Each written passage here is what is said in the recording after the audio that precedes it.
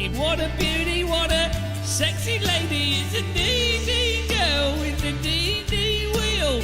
Double DD legs and a double DD breast. It's a DD girl with the DD wheel.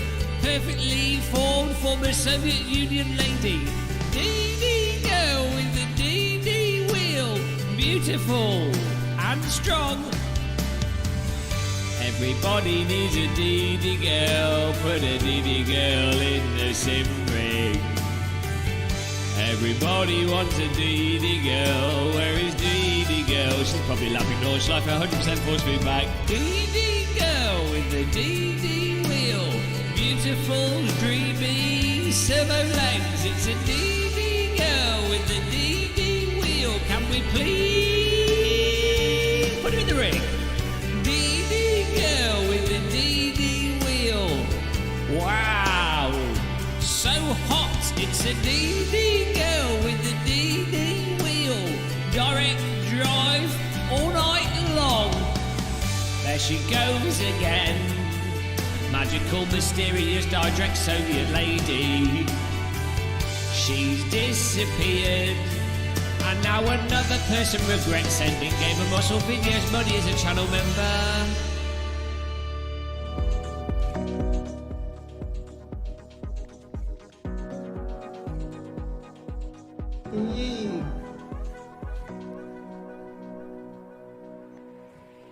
Hello guys, how's it going everyone?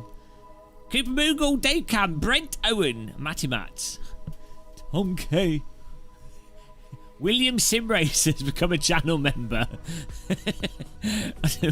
We've got to put the we have to increase the increment the numbers, although this is slightly out of sync. Let's just say it's 131. Thank you very much. Whoa. Dave Cam and his microphone tails. He's come to listen to my microphone. Hello. Hello. Hello, this is the sound. The sound.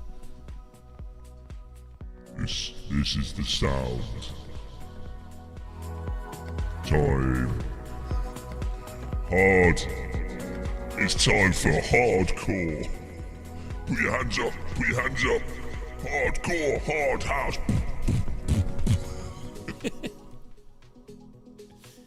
Hello, Spitfire.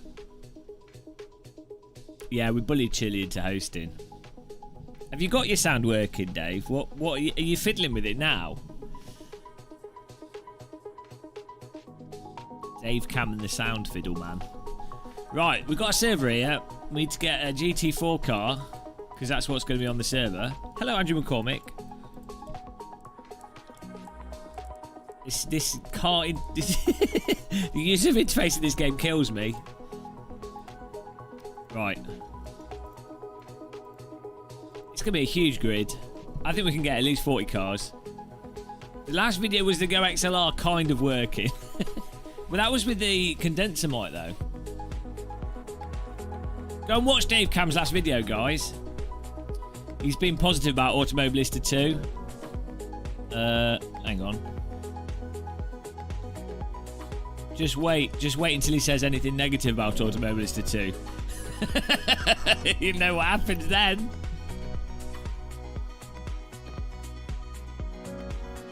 Don't mention the rear diff. It's perfect. Do I have to send back the Fanatec? Yes. The CSL DD's like a press preview thing. If it wasn't for the pandemic, I'd imagine they probably wouldn't have sent them out. They probably would have done something at a location. The Wrath. Why is it? Is the server up? Am I just thick? It's probably me being thick. Oh, there we go. Nice. Right, I think we'll stick with the Chevy. Thomas, hello, man. Hope the dog walking's been good. Uncle Neil's. Yeah, all right, Chili. Set it up properly. Right, get in there. Password is T. 60 cars, Silverstone. And I didn't need to click on that. Now we've got to... Hang on, we could change this. We need to like be a different colour. with it. Blue's nice and all. Thinking pink. Quite like pink. It's an underrated colour. Oh, that's nice. Oh, that's good. That's what we just had. Oh, that red's quite nice.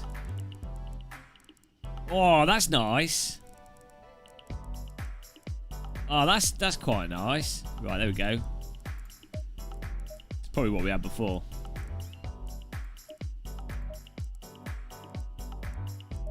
Right, here we go. Get on there, guys. Yeah, it's a little bit frustrating to use at times. There's not too much in the game, so it's not too bad. Like, if there was more in ACC, I think it would be more problematic. Why, Kurt Boulder, why do you play this? Isn't Assetto Corsa your favourite game? I don't allow you to play anything else because I said it. Kurt, you've been trolling our comments with miserable... You're more miserable than me, which I don't know how that's possible. I like Race Room, I like playing different sims, I like AC. I like playing different sims because I like to suffer as much as possible. He likes Race Room, that's it. I only like Race Room. If R-Factor 2 had a bloody user interface that didn't make... Like, literally, R-Factor... The only reason we don't play R-Factor 2 more is his user interface.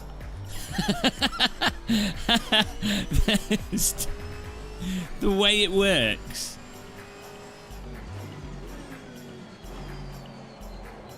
Hello, you could just join in, just find the server password, it's tin. When it's full, it's full.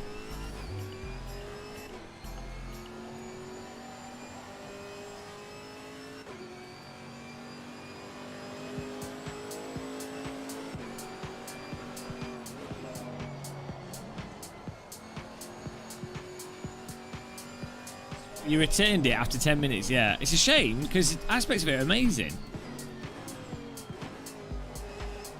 Are you playing on one screen? Yeah, I use a 35-inch gaming monitor. Asus ROG Strix something or other. No, Content Manager is really good. The people that don't like Content Manager UI are people that don't know how to use a computer. Like... Look, call me a bit weird, but if you're on a Windows machine and you've got a mouse and, you know, it's like, oh, look, you can use drop-down menus and things. It's like that was the case with the original Unreal Tournament and, like, the original Microsoft Flight Simulator.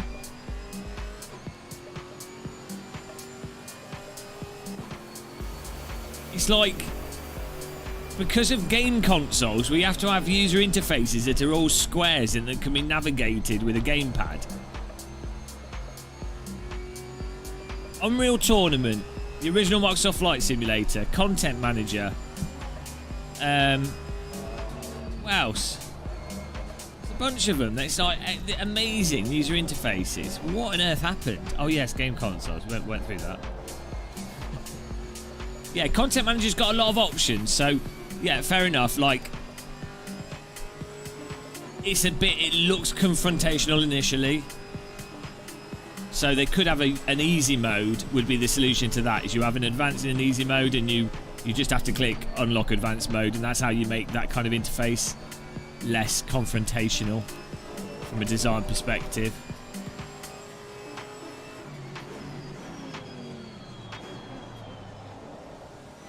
Well, you could just ask like you did. Just search for Game of Muscle and you're in. Merry Christmas.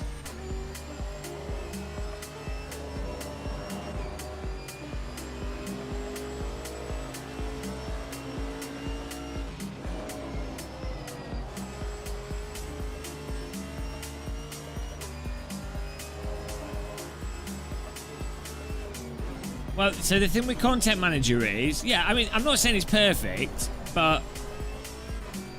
It's got everything accessible and yeah, there's a little bit of a learning curve to it, but given how many options are there and how much is going on, it's actually pretty damn good. And it's very quick to use.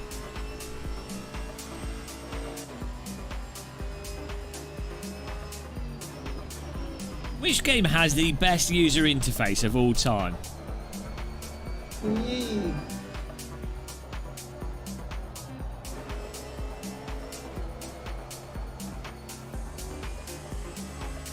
Can't think. Game with the best... No, that's really annoying.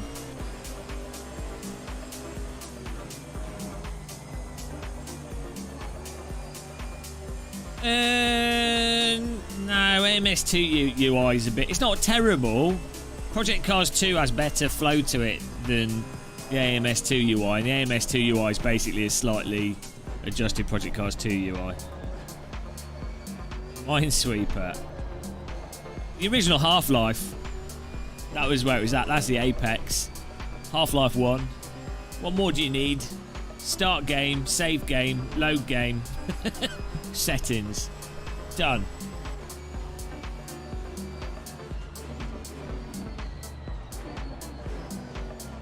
Forza's UI is all over the place.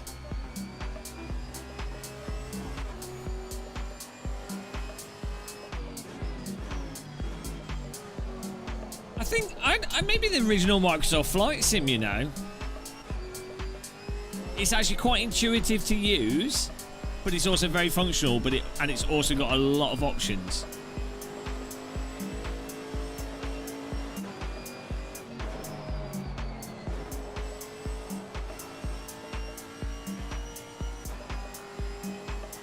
I don't know how Forza Horizon manages to have such a complicated UI, given how simple Forza Horizon is in many ways. I mean, I guess it's got paint. You've got paint in and all the random DLCs and everything. Yeah, Midtown Madness was quite simple though, but yeah, that was very like 90s PC. That had drop-down boxes. Unfortunately, Midtown Madness doesn't run on Windows 10 PCs properly. You have to use like a DOS box with it. It doesn't even emulate well. So I tried getting it. I tried playing it recently, and it was going. It was absolutely mental.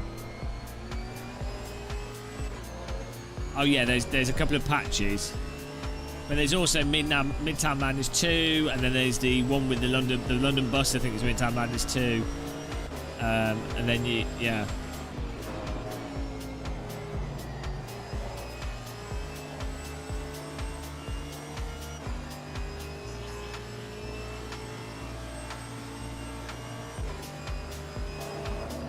Oh, we've got 13 cars in here so far.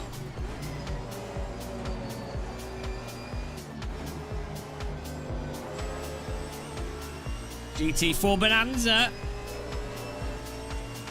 Oh, yeah, Big Red Racing. That's not my belly button. That ain't my finger neither. Why has no one made a new Big Red Racing? That game was absolutely effing amazing. First of all, like it used like a mental voxel-based terrain engine. Secondly, it had physics for boats, helicopters, cars, hovercrafts. Thirdly, it had like 20 plus tracks in it with different like locations and stuff. It had jokes in it. It took the piss. It took the piss out of stuff. A proper racing game. It had sheep in it that you could run over. What on earth has happened to racing games? Like, why can't we have a game like that? Where you're like, oh look, I'm going to race loads of different cars on all like crazy locations and they've all got nice physics. It's okay. Fun fact, Microsoft Flight Simulator uses the Fuel game engine. You need to get the GT4 pack, yes. You should have it. It's worth having. Exactly. Crystal Chandelier. 15 people in here. We're halfway to a quarter of a full server. That was very well said by me there. That's math. That's number one. You're coming to England this summer, you might never escape. They don't let you off the country.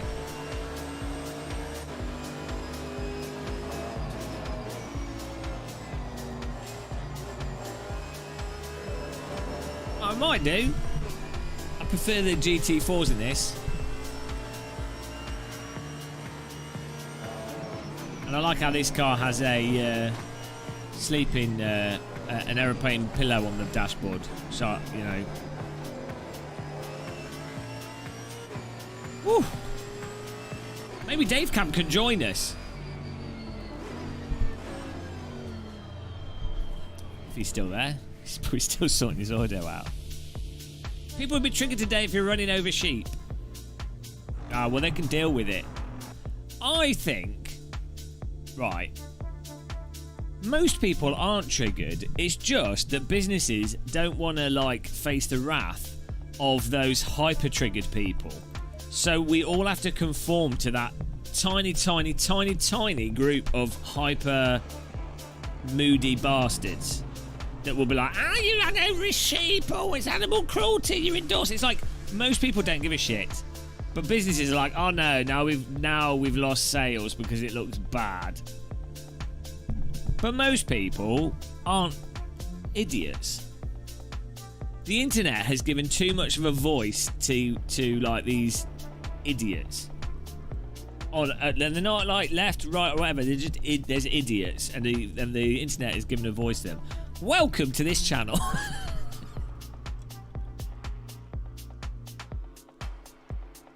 It's not even an age thing, Chili Dog. It's not even an age thing. There's old idiots, young idiots. They're just idiots. Anyone that disagrees with me is an idiot. The key thing is that it's okay to disagree. And it's okay to be offended. Like, just because you're offended, it's like, well, fucking deal with it.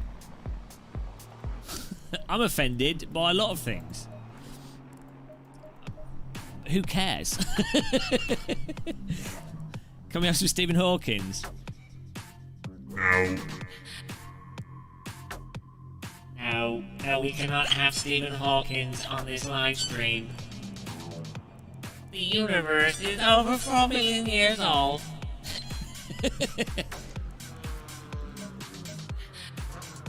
You need to be offended. Well, why is it bad to be offended? I mean, obviously, you do. You know, you definitely have people. You definitely have things where people don't have rights. They have rights taken away from them. That's different from being offended. So, like, if the police is going after a specific group of people for no reason other than the fact they're being racist, well, that's a bloody big problem. That's a totally different thing to some comedy show on TV and like some miserable bastards writing complaining. Oh, I didn't find that joke funny. I'm offended. It's like, well, deal with it.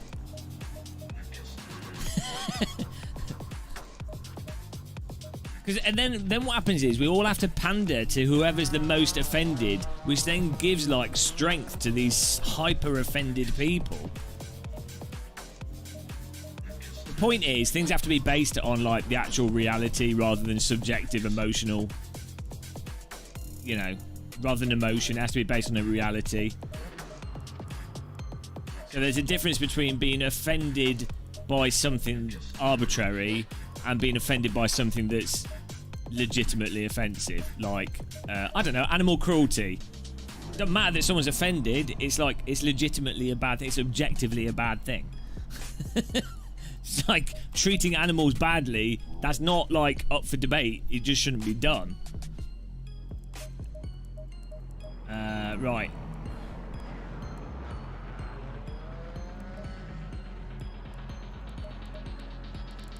We're good here. I don't know what tire temps we should be having on this.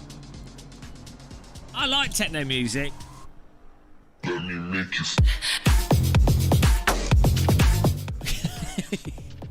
Search for Game of Muscle, password is T.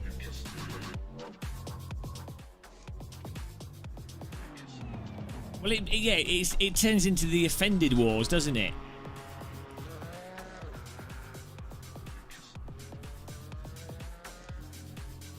there is a difficulty. There is a difficulty in that, like, for example, let's say you have someone that's emotionally vulnerable and they need a degree of, like, protection around them for their, like, own health and safety. And you do want to try and accommodate that as much as possible. And then there's obviously a conflict between that and then going, what? Because, like, fair enough, someone might have had, like, a really shit time of, like, maybe, like, a relative has, like, died of cancer recently or something, or they're suffering with it, or it's been really bad and it's really affecting them and it's made them suicidal, or they just, it's terrible for them, which is totally fine and 100% valid, right?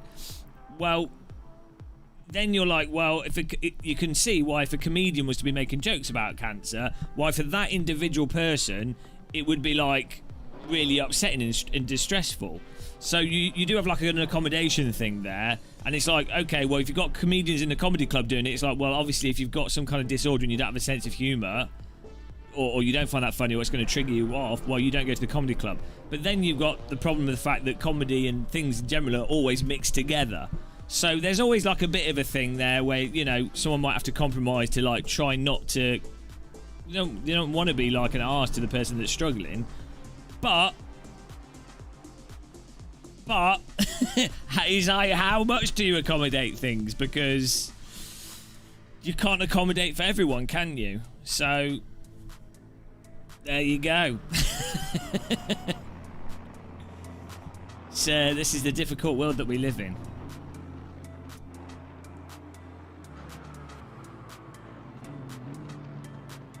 You have to be very careful with sarcasm here. The locals don't get it. Oh dear. I think that the thing is, the ultimate corporate society is one where everyone is completely anodyne. Can't say anything controversial. Can't make any jokes on anything. Have to explain everything, has to be literal. It's the world. That's the world we're going towards. Media brainwashing. I'm a media brainwasher. 21 people. Here we go. 2 minutes left. We're in 7th here.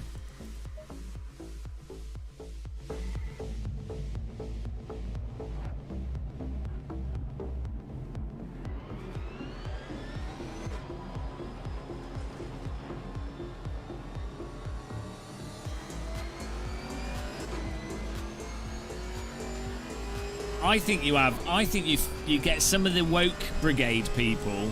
What they are is some of them, not always the case, but I think some people are actually very insecure, and they also don't feel like they have that much power, but they want power, and they've found a way to leverage wokeness as a way to gain power over other people, even though they're quite a weak person and quite insecure. So like what you see with, like, Karens in shopping centres.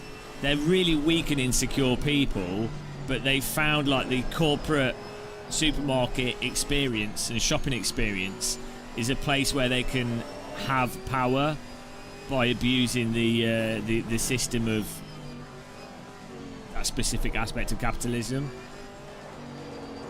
You get that in businesses and everything. You'll have someone that will, like, take things to the extreme.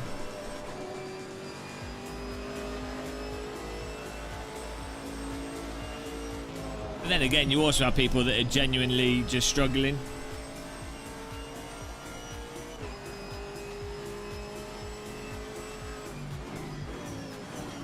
Right. Listen to my voice. I'll shout loudly. Well, at least we're around you, they're shouting in French, so it's not too bad.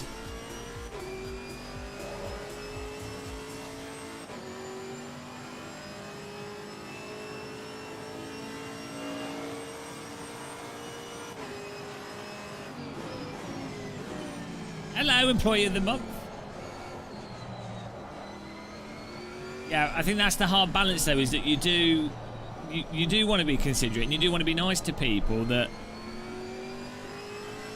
I know quite a few people that with, like, various mental health issues and stuff, and it's like you know, you don't want to be inconsiderate to some people that genuinely need,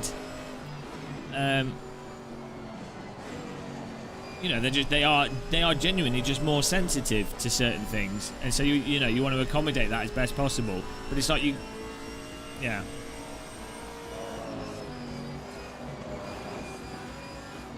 Hello, Tortellini. The pastrami pasta man's here.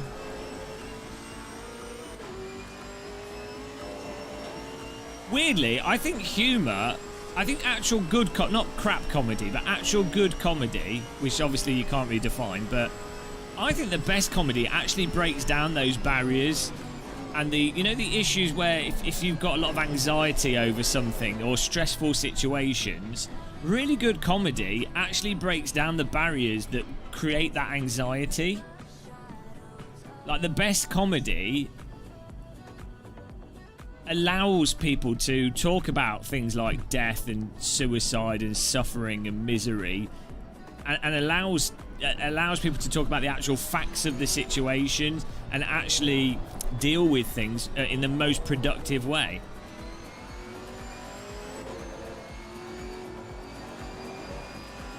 So in a sense, good comedy actually is the most accommodating form of conversation.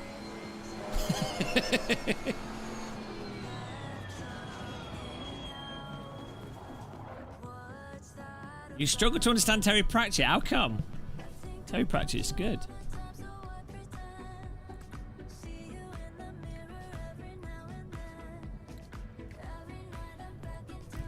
Right.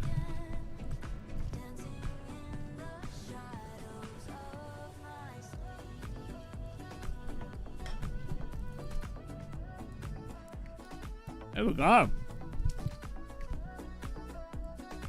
Ah, we've done the next one, totally.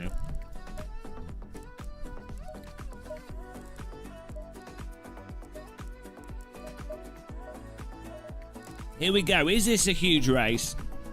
Let's find out. You just need the GT4 DLC. 22 cars. It's not huge yet. It will be getting huger and huger. We need to get a 60-car race, otherwise I'm going to complain.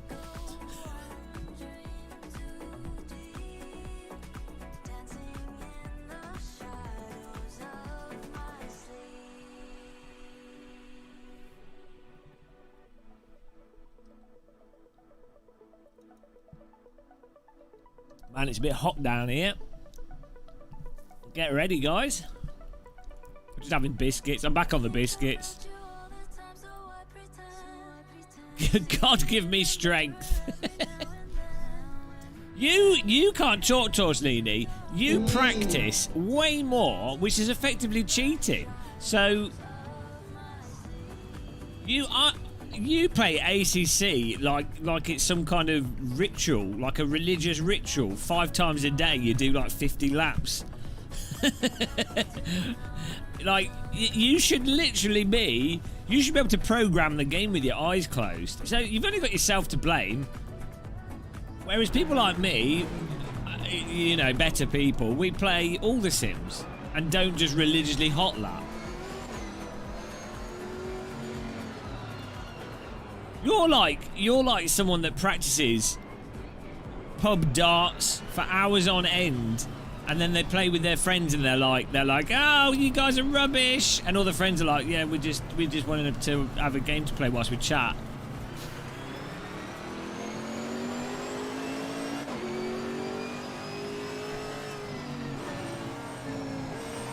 And coming through.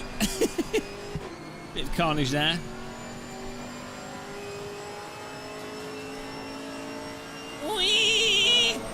This car sounds like a broken washing machine. On full rinse cycle.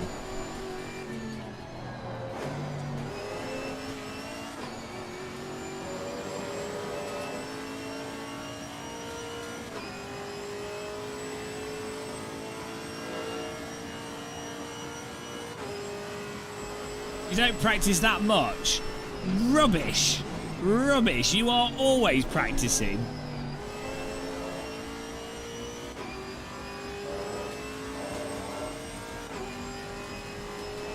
Well, I would say the best thing about ACC is that you can have a lot of, like, once your PC can run it, which is once you've got an IBM mainframe, you can have a lot of cars without it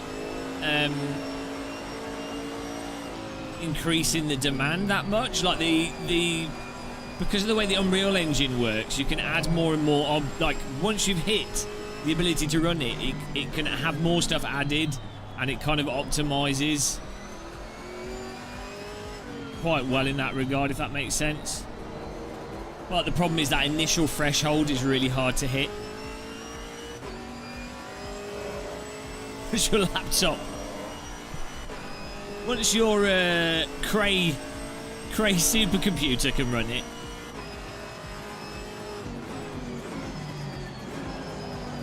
once your computer the size of a London Tower block can run it,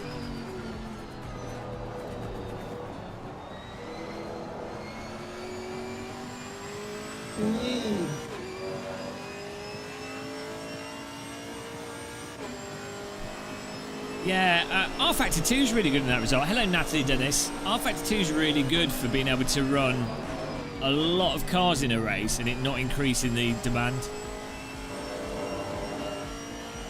Yeah, we're a race room gang.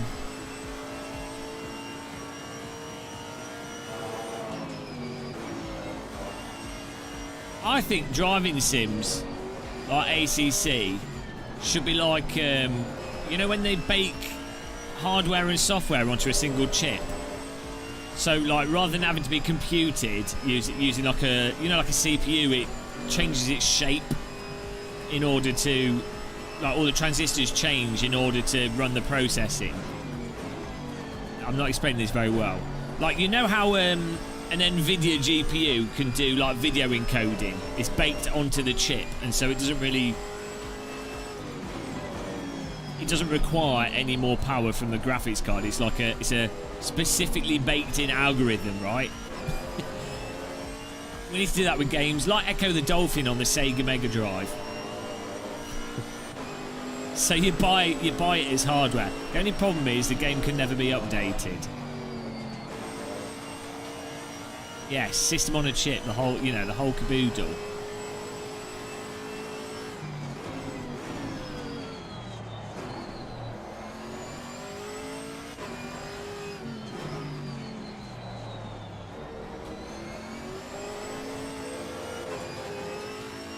What's my good name? I don't know what that means.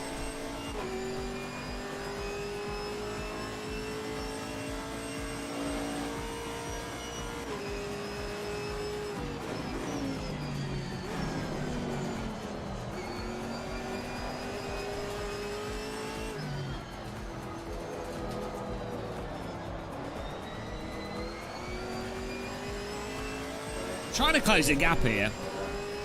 Oh, nice one, Tortellini. Streaming races a lot. Oh, look at him. Yeah, you're happy with, like, terrible quality. Those of us that have used high-end, super-duper VR can't go back.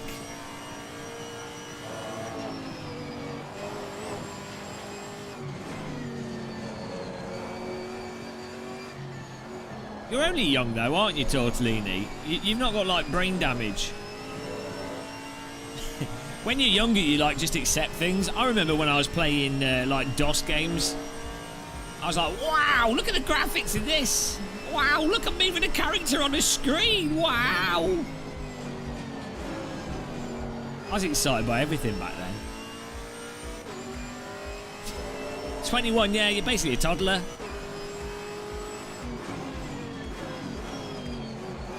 When I see a 21-year-old, to me, they look like a child. That's how you know when you're getting old. When you see someone that's technically an adult, but they look like a child, that's when you yourself are basically an Egyptian entombed mummy that's degraded and rotted because you're so old.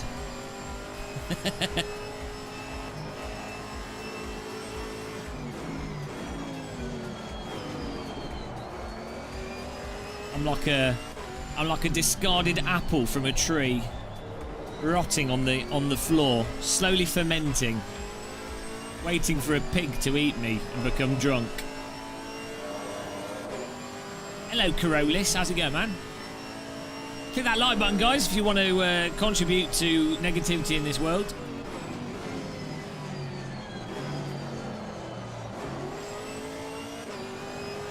I cannot get any sodding quicker. I am stuck behind Forza. These guys are like 2/10, 3/10 faster a lap.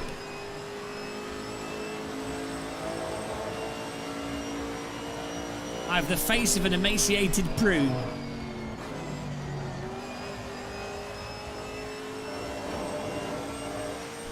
Commander Keen was really good though. So Jazz Jack Rabbit, which came after. I even remember playing Commander Keen and having that little note at the end saying how they're like, oh, we're working on something different. Little did people know.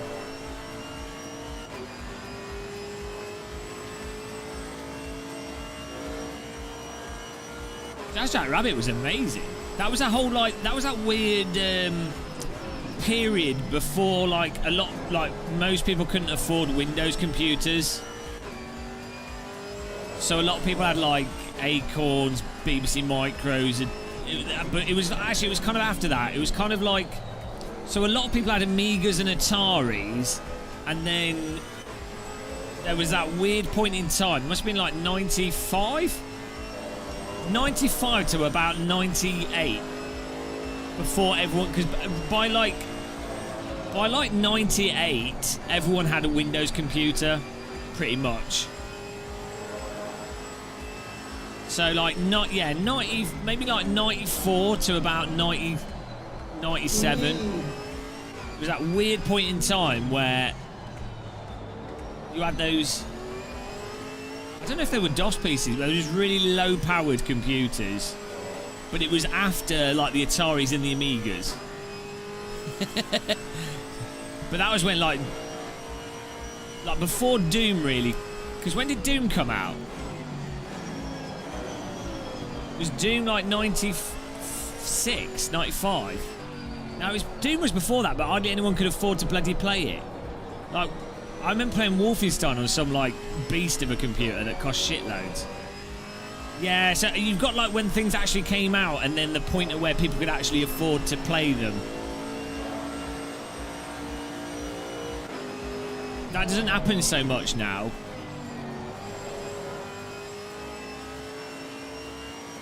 Yeah, IBM, like, 386s. Oh, that's it. Yeah, it was like the 386s and the 486s.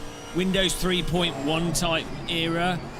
So now, the thing is now, everything's a lot more unified. It's like, well, you know, all PCs are either Windows or you've got like your Apples, and then you have like your PlayStation 4 and your PlayStation 5, what have you. So, and everything is like, well, if a game is on the PC, the console version is pretty damn similar. Whereas back then, you would literally have like a 5 to 7 year lag, purely because of the sheer price, relatively speaking. So like a 386 when they first came out, I think were like multiple thousands of pounds, and that was in like back then. So that would have been like £3,000 to £5,000 of today's money for a computer, and most people would only get one for work, like, because a lot of people were like, well, what's the point in a computer? I need one of them.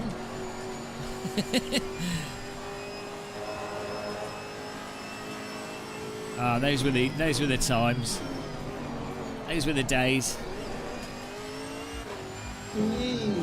Transition from Commodore 64s, Ataris, Amigas to early DOS/Windows PCs.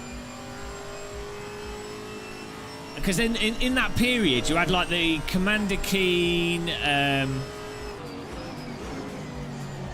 what else? Like the first Red Alert. Oh, look, it wasn't in Red Alert, was it? It was like, was it June? Worms, the original Worms game. What else? What was that ninja game that was also on like... And then you had all that crossover games. Oh, hello, Rob Mitchell. Lemmings, yeah. Lemmings was on the Atari.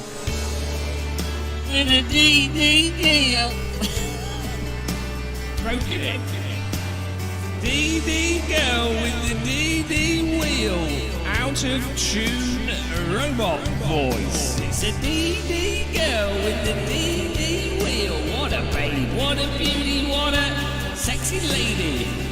DD girl, DD girl. Rob Mitchell is a DD girl.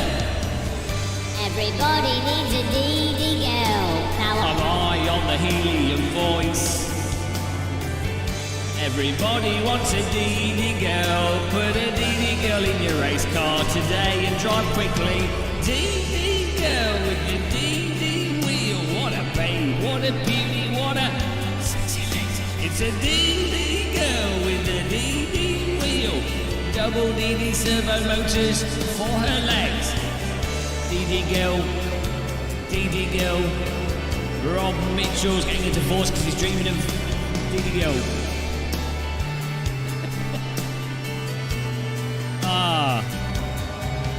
Thank you, Rob Mitchell. My laptops always suffer when we get DD girls.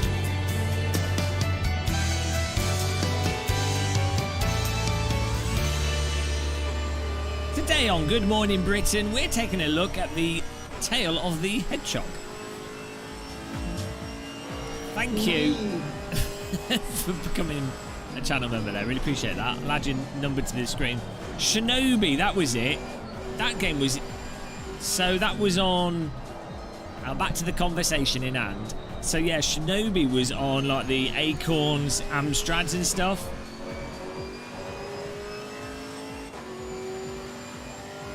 Already regretting it. Right, final lap here. We're getting 5th place out of this. Type joining in chat if you're going to join the next race.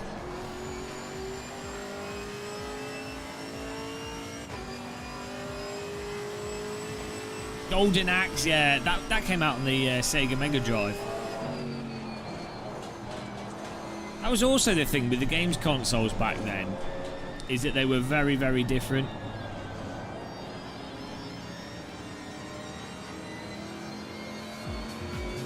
Like the Mega Drive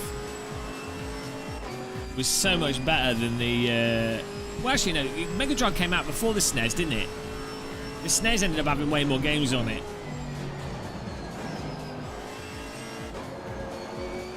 I had one of those... I got a SNES a bit later on, but I got one of those cartridge converter things that allowed you to play the NTSC, the Japanese games and the American games on the SNES.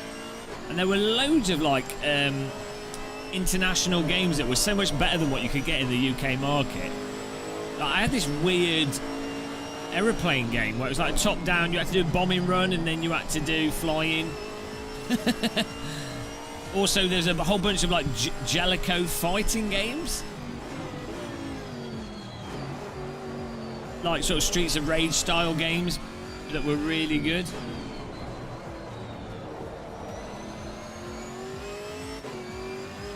Don't think Logitech will go DD. Signosis. Yeah. Shadow of the Beast. G-Police. Lemmings. Signosis was like a publisher though, rather than a developer.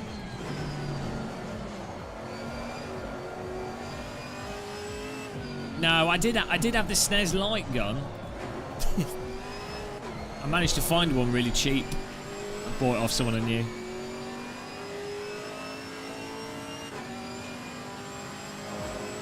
We're cruising to the finish here. Yeah, we're racing. It's number one. I couldn't keep up with these guys at front. Once they got away from me, it was all over. I tell you what, Joust, the arcade game. Joust was like a 1970s arcade game. late 1970s. That Jousters are really, really good. Like, if you like physics games, the physics in Joust are amazing. Like, it's like really floating. You're like on these turkey things. It's like you've got to hit the other turkey. If you've never played Joust, go and find like an emulated version of it on MAME or something. It's surprisingly good. Like, I think it's probably like one of the early... Oh, I guess Space in Asteroids is probably the earliest physics. Like, it actually has momentum and stuff.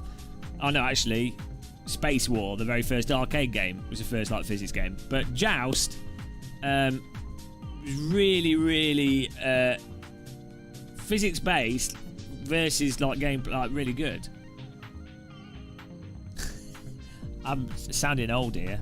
Right, off to the next track here. I don't know where we're going next. Chili Dog better pick something decent, otherwise I'm going to complain at him.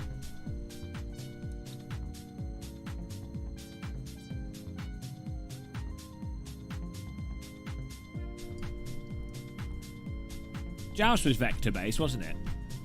Vector games look so much better than sprite-based games. Yeah, Gauntlet was my favourite game on the Atari ST. Gauntlet was the one where you had like the 4 players, right? It was kind of like a dungeon crawler, top-down dungeon crawler. I know they did like a PlayStation 1 version, which was like Gauntlet 4 or something. But the first version that was the home conversion from the arcade version, that was my favourite game on the Atari ST. There's a version of Gauntlet on Steam, I think, actually. Search for Gamer Muscle, password is T. Hello Chris Wright, David Young. Thanks for all the like button clicks, guys. We're almost at 100 likes per hour. Thank you to everyone that's subscribed. Welcome along as well. Quite a few subs today. We could do Alton Park. Not GT3, Apex. I never played Virus. Or Carrier Command. I missed those. I just went through demo discs. I couldn't afford games. My family didn't have any money back then. Just like demo disc massive ST format. Although the demos were really good though. You get Zolder. Okay, we'll do that, fine. Chili's in command. Didn't your life continue to go down while playing? No, that's real life. The more you play it, the less life you have left.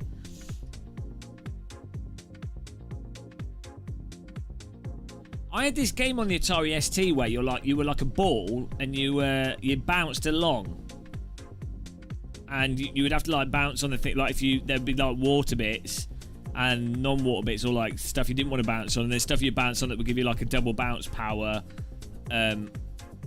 What was that called? That was effing amazing. You're just bouncing along as a ball. That was a really, really satisfying game because it was really fun trying to land it on the correct thing. Was that called Whizball? That was an Atari ST. No, it wasn't rolling. It wasn't Marble Madness. Marble Madness on the Xbox 360 though. The arcade. The arcade Marble Madness was really good. Bounder. It seems like 4 or 5 companies made the same game here. Didn't like Qbert. That Qbert's really hard because you always end up jumping off the bloody platform by accident because it's orthographic and you can't tell where you are. Getting the server. Oh, Jesus Christ! 19 cars in here already. This is almost going to be a huge race. It's getting huger by the minute. Spectrum 48K. Was it the Spectrum was the little one? Yeah. No, that was the Sinclair, wasn't it? Specky was the small, like that big, with the really absolute shit keyboard. Was that the Spectrum or was that the Sinclair? That was the Spectrum, wasn't it? Yeah. That was it, yeah. Playing Jetpack. What's it called? Jetpack Willy, was it? That was effing terrible to use that. That was so bad. Hello, Rob Mitch. How's it going, man? Abe's Odyssey. Do you remember we were talking about that? We did a live stream and I couldn't remember the name of the game. And we were like, what was it called? It took like 2 hours to realise it was called Abe's Odyssey. I'm like, it's a French game. with a weird character where you travel around and there's lots of mini games and it's orthographic and we don't know what, and it didn't make any sense at all, and it was really hard. Abe's Odyssey. I know that wasn't Abe's Odyssey. Abe's Odyssey's the puzzle, the 2D puzzle. Oh no! What was like Tristan's Adventure? Oh, I can't remember now. That's it. You've broken me again. Door duck yellow. The Windows 95 times. Do you got the best game on Windows was Air Attack on Wireplay. Who in chat played Air Attack? I really want to play that again. I really want someone to remake it. I almost I'd be half tempted to make my own. If I was going to make a game, if I was going to start a game development studio, I'd remake something like Air Attack.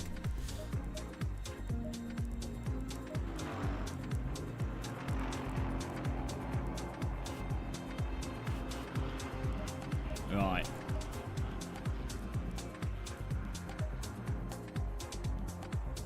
Everything's set up here. A bit of fuel.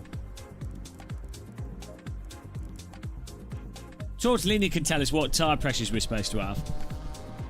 Police Quest, was that the top-down thing where you're like a robot, you control like a robot, like mech? What that was really cool about that, I really love those games in like 90... It must have been like 97 to about 2000 maybe, to about 2001. There were a load of top-down games which had sort of somewhat pre-rendered graphics. They were kind of either, if they were 3D, they were like quite minimal, but they'd often be like pre-rendered graphic, like orthographic pre-rendered terrain and everything, or just like pre-rendered bitmap terrain, but it looked 3D. There were loads of games like that, but they always looked like really futuristic at the time. Because they used like, you know, it was all like pre-rendered. Oh, it was a text-based graphics, fair enough. 36 cars, we're getting there.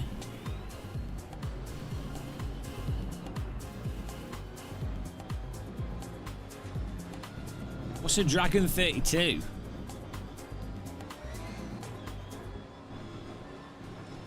Yeah, well, hang on. Why don't we construct a list of the best games ever made ever? Best text game was Dope Wars. That's well fun. I'm surprised no one's remade that on mobile.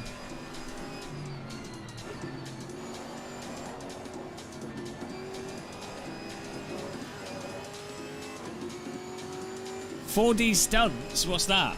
Was that like a version of Stunt Racer?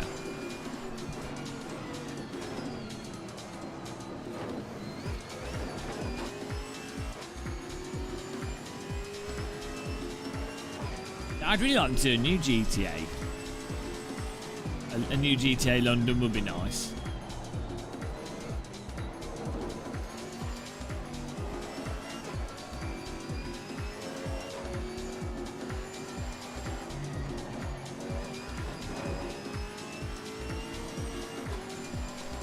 Yeah, IRFFB is only for iRacing. It works by taking the telemetry from iRacing and using that to drive force feedback. It don't work with any other game. It's a shame. It'd be nice to have something like IFFB for every game. But alas, there is not.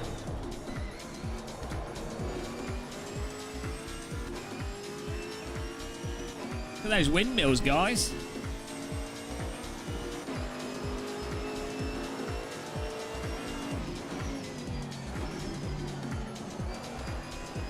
What a plough wagon this is on this track. Get some great boys further back.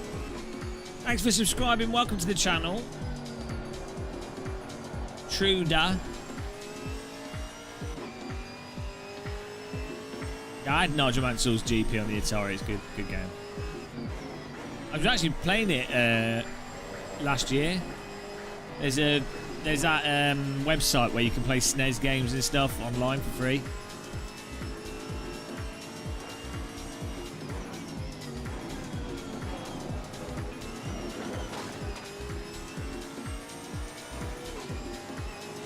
Doing your home race.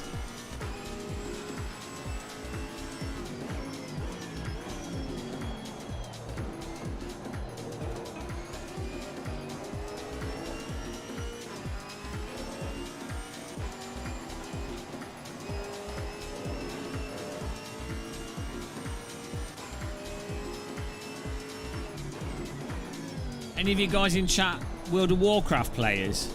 Banned. Banned. Bloody World of Warcraft. What a terrible game.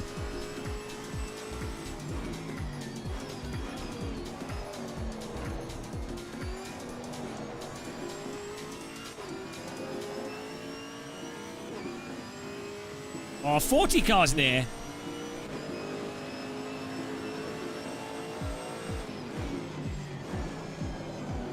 Ah. What a plough winkler.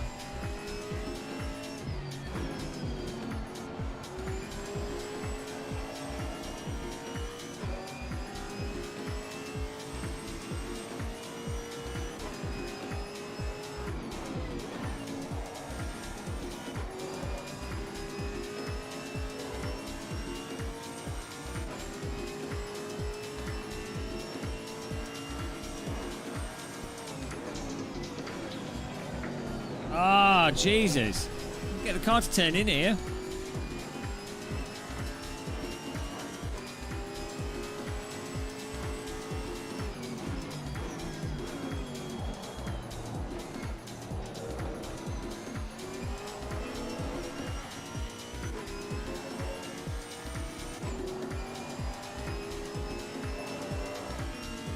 We've got to get in the top 5 for the quali, otherwise we're going to be in a lot of trouble when it comes to the actual race.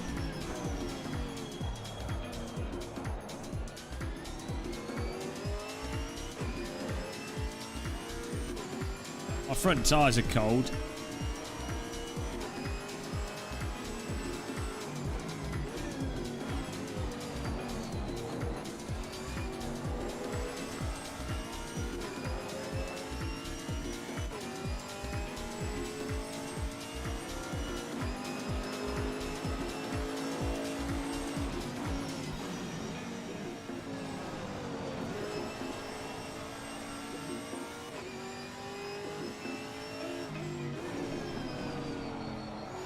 Oh, come on. I think this car prefers the windier tracks.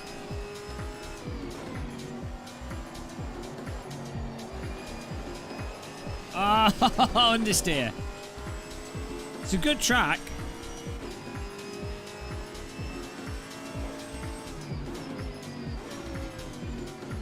I'm going to take fuel out here. I don't know what temperature they are meant to have the wheels.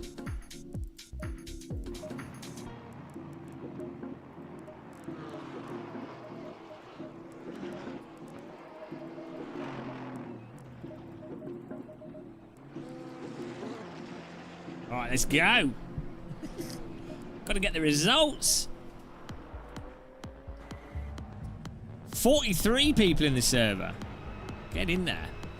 Search for Game of Muscle. Password is T if you want to join in. Some muscle hustle. Hey, go. How's it going, man? Woo! Cold tyres are slippy tyres. Actually, handles nicer with cold tyres. Where would you rank Meldon on the best tracks? Well, I don't know. Spa's pretty good, isn't it? I don't really know Spa in this. Don't know where.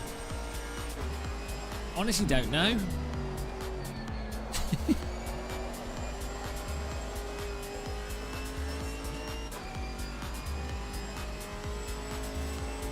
I'm alright, thanks, yeah.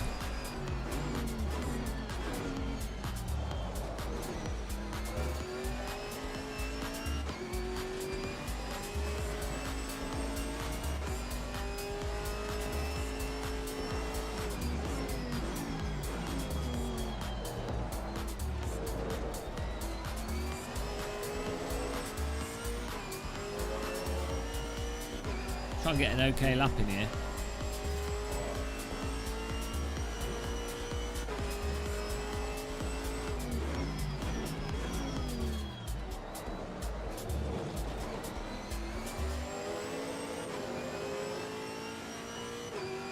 Yeah, it should work, Drunken Monk, with that link, but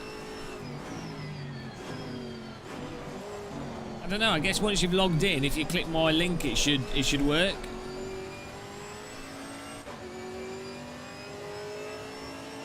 Like log in first, then click that link. I don't know. Maybe I need to set up some more links.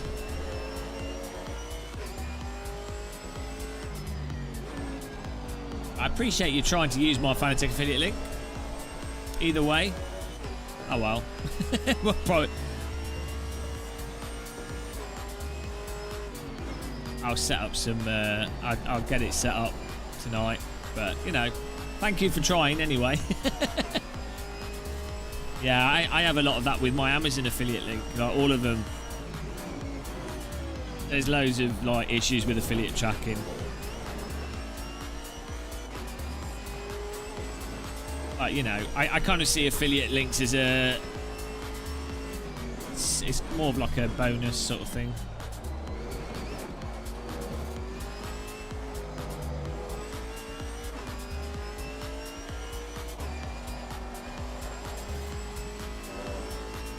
Come on!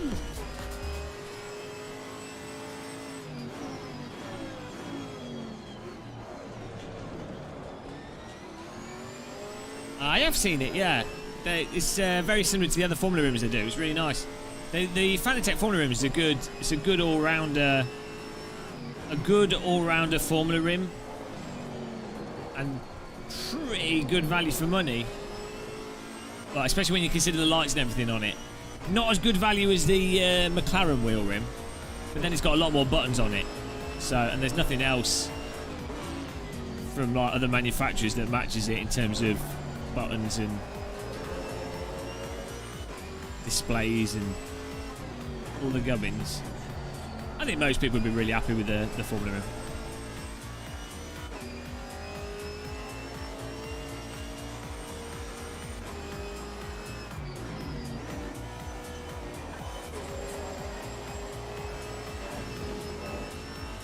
Oh man, I'm trying to get more pace out of this. I'm struggling. Front right is still cold.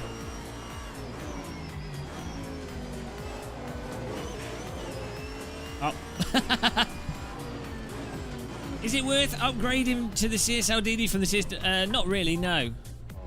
If you wanted an upgrade from the CSW 2.5, I would just go. I'd get a DD, like a Fanatec DD or a Simulcube or whatever.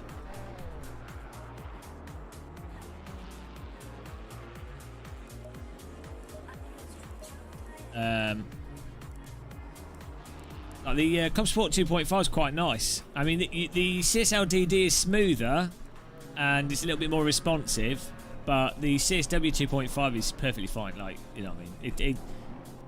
They're within like 5 or 10% of each other from a sort of pure pragmatic usage standpoint. Like, there'd be no real point in going, right, I'm throwing away my other one to get that. I mean, maybe if you sold the Compsport wheelbase and then got the money for that and then bought a CSWDD, but yeah, they're not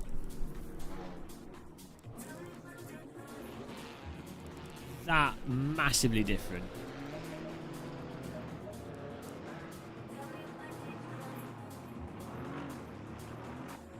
All those bases are going to be useless for the QR2.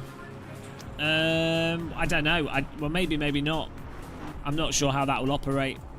I would have thought it weird for them to invalidate the older wheelbases with newer wheels. Who knows? 100 lights per hour? Oh, yeah, that's a good point. Yeah, like I always say this, if you've got equipment that you're happy with right now, don't ever feel like you need to upgrade it. If you're happy with it, you're happy with it. Don't get lost in the sim racing upgrade hole of, oh, I'll get something better. You know.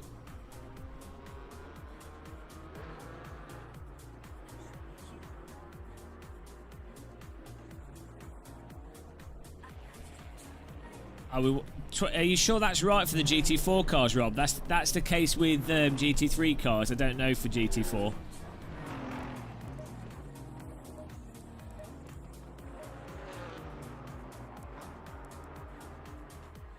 You need to dumb down the server settings. Well, you got to get your rating up. Oh, is it the same for GT4? This tyre was overheating, it looked like it. Hello, Connor McClow.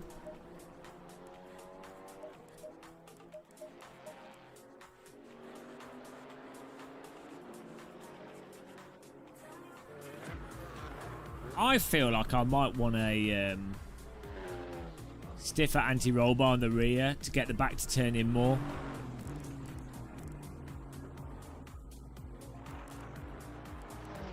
Or to get the back to follow round more, but it's hard. It's hard to say. The thing I always find difficult with anti-roll bar settings in driving simulators is you have the state of the car in terms of when it's under the limit and getting it to roll and getting the weight and how it responds with the weight under the limit, and then the state of the car when it's on the limit and borderline over the limit. So sometimes if you have like a really like not tight, like low anti-roll bar, not stiff suspension, you get a lot more body roll, but then the car kind of rolls into the corner without it inducing like massive oversteer. And in that scenario, it's like, well, you're getting into the corner without getting massively onto the tyre, so it's great. Other times, you have that roll, but then the car, like, but it doesn't actually turn in. So you want it stiffer so that it actually gets it onto the tyres. Some bloody car setups. It's never the same, like, it's different in every bloody simulator. And different cars are different as well. He's banned. Pasta. It's all right. You just ignore whoever's. Just ignore pasta. Just ignore tortellini at the top.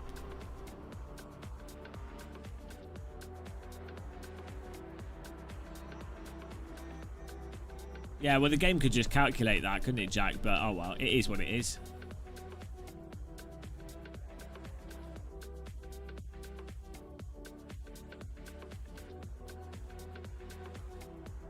GT4 is better than GT3, yes, Jeff. For racing, yeah. Especially on smaller tracks. Bloody Jeff. Jeff has been found guilty of trolling. How's the Tia plank of wood hits going? Is your bottom sore?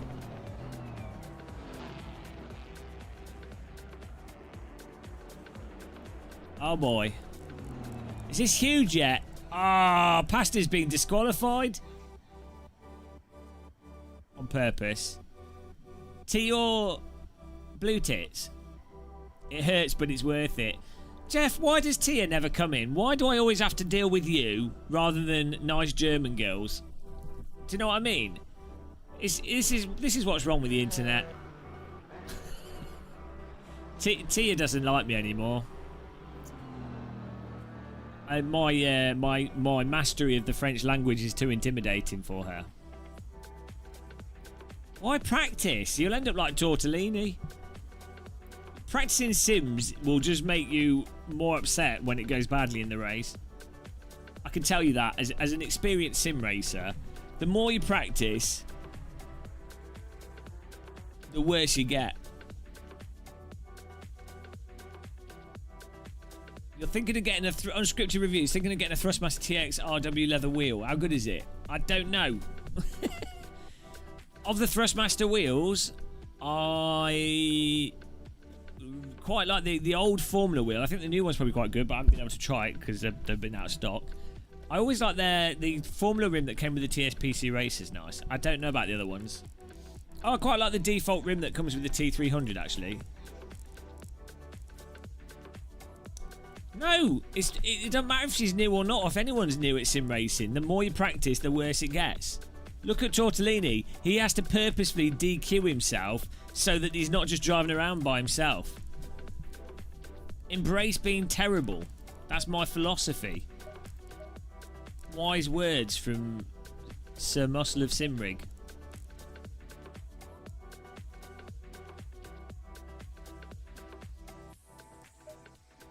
I wonder if there's going to be a bundle of CSL DD. Probably, I would have thought so, because they do. Do you remember the Fanatec CSL Elite and the F1 Esports pack? You know, companies do that. It makes sense. It'd be weird for them not to.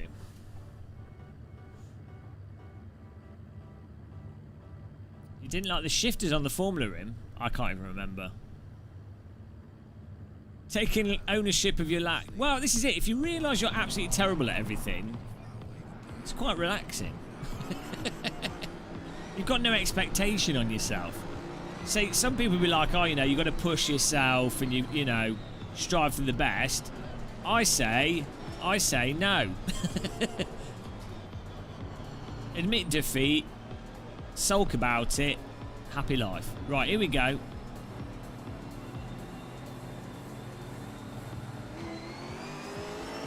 We're off!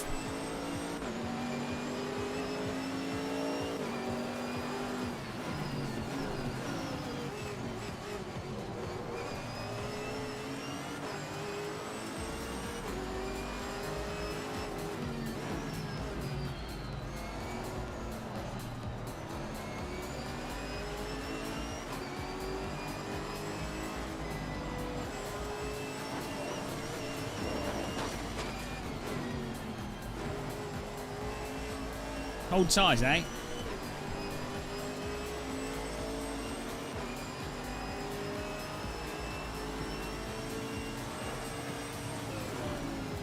May have missed the break point. Oh no, I did that on purpose. sorry, everyone's on the right there. Calculated. Calculated, guys. This is not race room.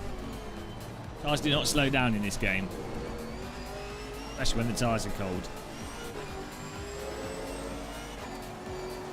Hello, Miniman Si.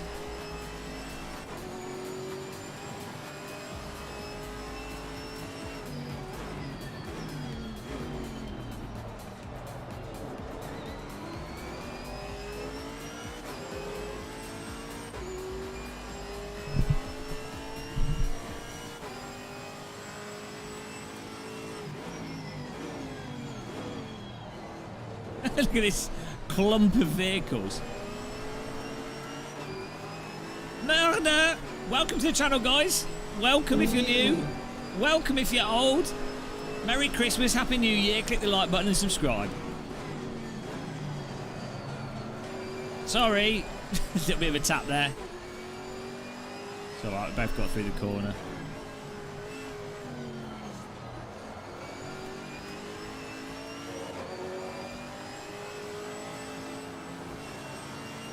Hello?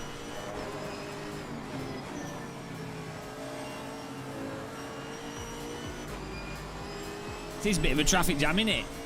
Fangelio89, thank you for subscribing. Welcome along.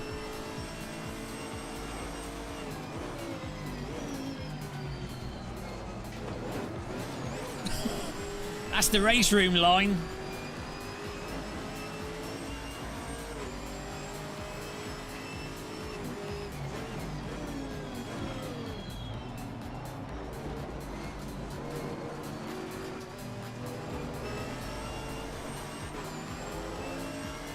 Good track for GT4s, this.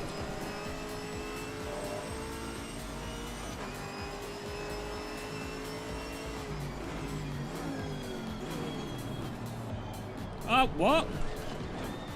Sorry. That was weird. That was very strange.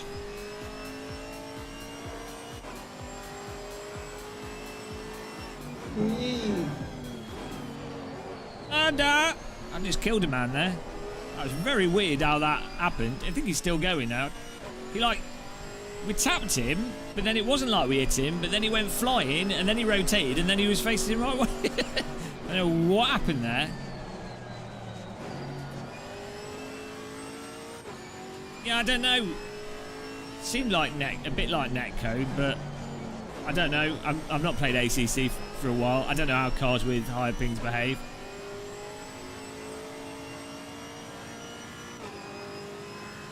I don't think cars rotate that easy in ACC if you hit them. I mean, maybe you did have a really high ping.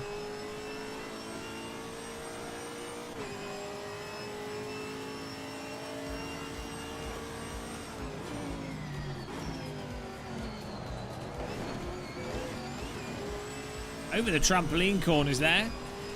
Welcome whoever subscribed there. Sorry if I missed you. I missed your name.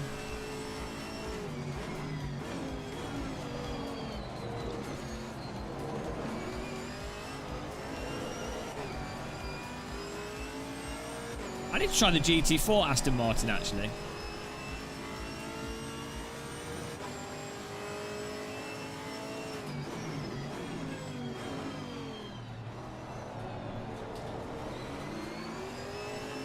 Moving forwards. Moving on up.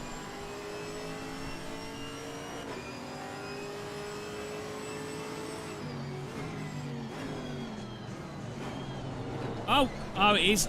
What on earth? Yeah, I think maybe I'm lagging. That was really weird. Did you see what happened there? I hit him, but it was like he sped up, slowed down, and then went mental.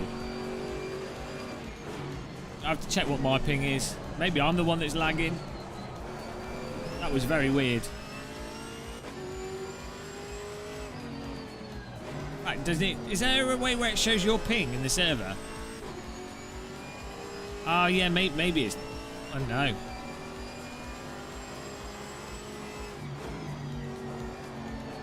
I mean, you see that car from a very gentle tap went from like pointing forwards to driving sideways. Doesn't make any sense. I've got to be extra careful about hitting people.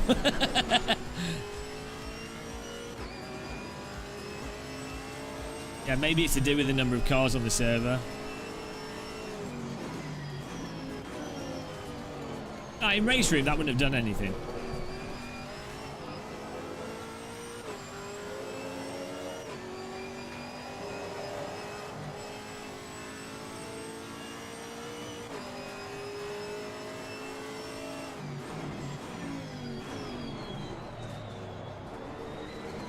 Problem is, once you've played Race Room multiplayer, it makes all the netcode in every... oh, maybe R-Factor 2, actually.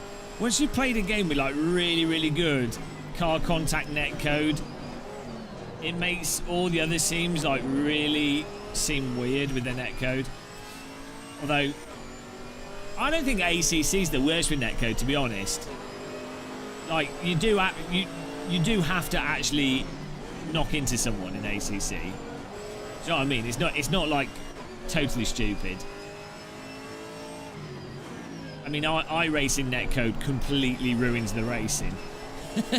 I wouldn't say that about ACC. I'd say you know, you can have those annoying contacts that if you're on a corner, a tight corner with your tyres all on load, and someone taps you, it will spin you out, and that's annoying. But you can kind of avoid that, and you know the other car has to hit into you. Like they actually have to contact you. In iRacing, the other car can literally not visually contact you, and you'll go flying or your car will break. So, you know. But Race Room's netcode is absolutely phenomenal for close racing in terms of, maybe it's not realistic, but the end result in racing is realistic. Whoa, he's gone. I think ACC netcode is actually relatively similar to AC's in terms of the way stuff happens in it. Like the actual contact's not too... The actual position of the cars isn't bad, but they tend to pinball a bit when you contact. So I think maybe ACC is a touch better than AC for netcode, actually.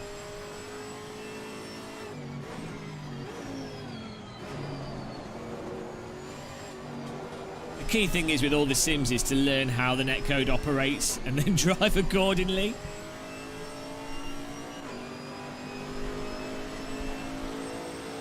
Also, I don't think it's the netcode in Race Room that's particularly good. I think it's more to do with the physics, the car contact physics code.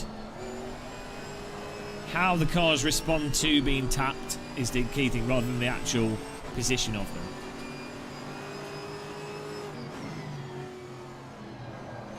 Mr. Mabetti in front of us. I draw him to the right and go up the left. Woohoo! It worked. Merry Christmas. He's pushing me off the track. Cheeky bugger. Yoink. Nice driving. Almost glorious 7th here. If you're watching and you want to join the next race, the server's going to be called Game of Muscle. Password will be T. We're trying to get 60 people for a huge race. We're almost there. I think, like, I would say over 45 cars is a huge race.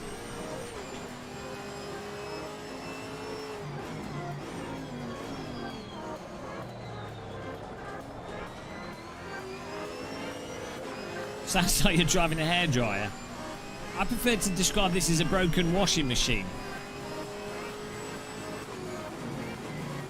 I'd just like to do some maths here. Those of you that are watching and haven't clicked the like button, you do realise if you click the like button, you will get a beautiful Ukrainian supermodel through your letterbox.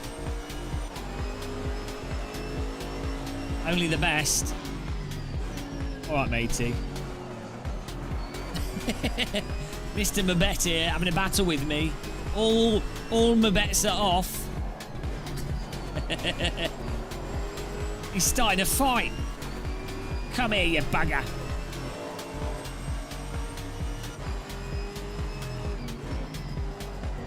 Come here, Mr. Mabet.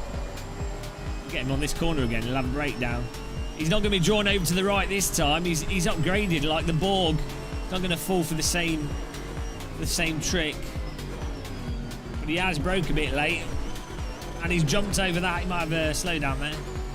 They're all hot. Only hot Ukrainians.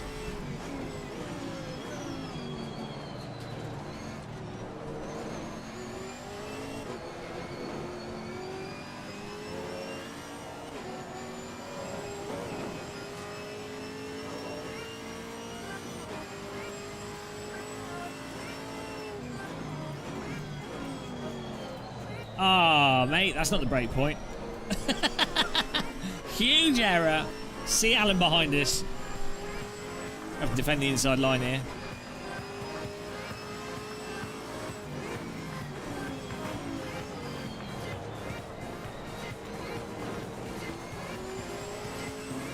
Hello. Just trying to remodel the back of my car.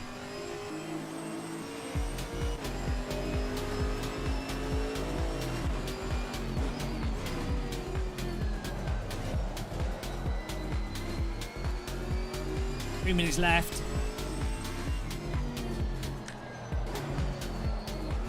Nice. Hello. You got way more pace than me. The inside there. Alan. Evans. Password is T in capital letters. Search for Game of Muscle. You have to be. You subscribe to the channel. Click the like button. If you don't and you join the server, your testicles will explode. So you want to make sure you've done that. I mean, if you don't have any testicles, your vulva will fall off. I don't know. Just whatever you do, like and subscribe.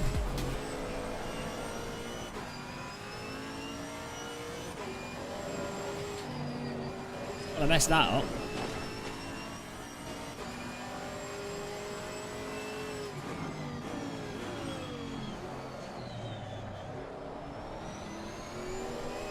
Come on. Yeah, your Volvo estate will fall off. You don't want that to happen.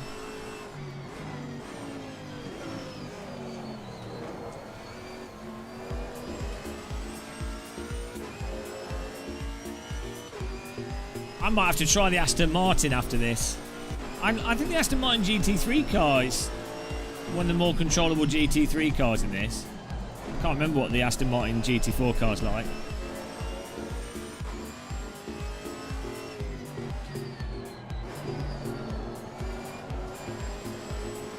I'm struggling. Ah! What are you doing?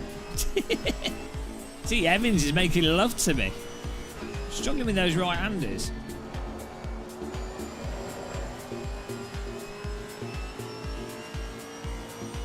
Let's be clear. Oh, no. Nice bit of positivity there. Oh, J Jazz. Is that BMW? He's probably run over someone. Hit and run style.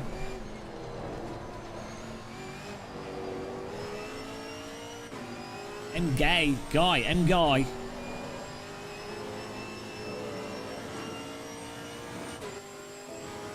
Get in there. We're gonna have one more lap, I think.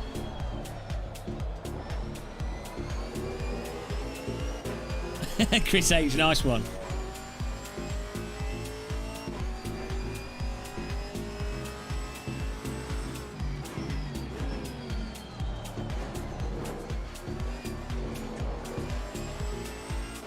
I don't know if this car is faster to be driven with the traction control off and just being very careful.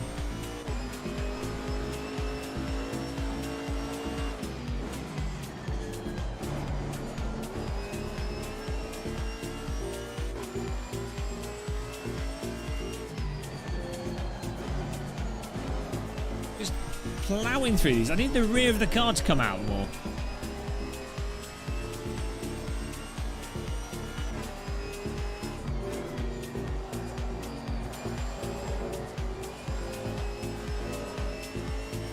Let's risk it. Let's see what happens with TC off. Probably going to do a spin here. All in.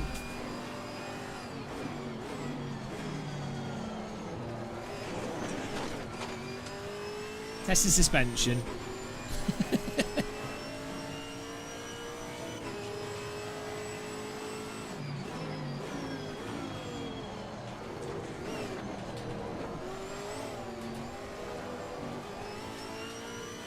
Yeah, the thing is, with the traction control off, it just struggles to put the power down. Saying that,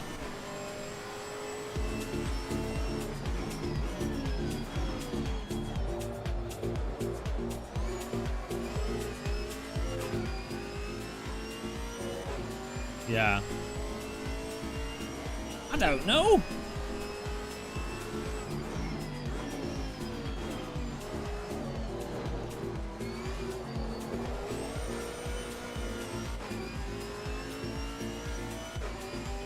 We had like 40 cars. We need to get like 60 really.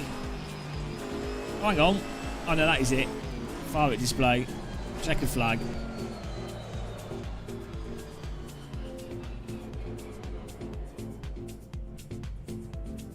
Woo. Not a bad result there. Let's have a look at the finishing positions there. Well done, R. Mitchell. We need GT3 for... Well, we did get... we had like 40 cars and then some people left. We might do that afterwards. MTTC, too much practice, in second place. Ebrew is in third. N. Hagasma in fourth. C. Forza fifth. N. Wood sixth. B. Levesky seventh. C. Allen eighth. Myself ninth. And Elmabet in 10th. Right, not bad race there. Right, next track. Next track, here we go. If you want to join in, search for Gamer Muscle. Password will be T, and the server will melt. It is indeed huge. There's a like wheel.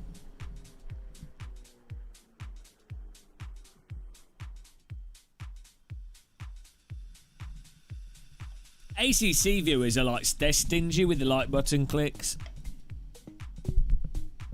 They're the most stingy like button clickers. of the communities, I'd say ACC's the stingiest like button clickers. iRacing viewers are pretty stingy. AC players, they love it. They'll click the like button. Race room players, they click the like button. Don't know what it is with maybe the viewers are all console players, the console people. They're console gamers. They don't know where the like button is. It's too complex for them unless they can use a D-pad to navigate to it. They don't know what to do. No, not night. I'll fall asleep. It doesn't work on console exactly. Worked it out. Ah, no. Well, okay, we can't have six. What's the next size down? Oh, my phone's going off here. What's the next size down? Will we have to do like a GT4 Brands Hatch?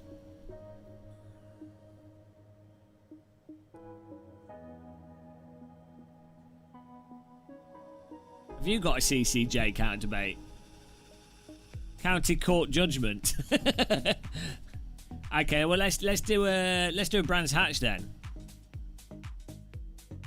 Or we could do an Alton Park. Alton Park. Can't go wrong with an Alton Park. GT4 Alton Park, go. Yeah, it's just about to go to a new session, Mr. Kamiko 44.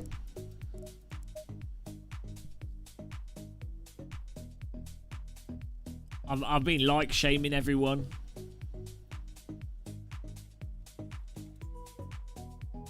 Yeah, buy all the DLC. Automobilist is the best. Yes, if you don't want your rear diff in your car to operate properly, Automobilist 2 is the best. What? Sick burn gamer muscle. He won't let it go. He won't let it go. What's wrong with this guy? Donna? I had a pizza. No Donnas for me. Let's be clear. Shoo me! I want to make everyone aware that I don't like this and I'm not happy. It's worse. It's all getting worse. Why was I even born?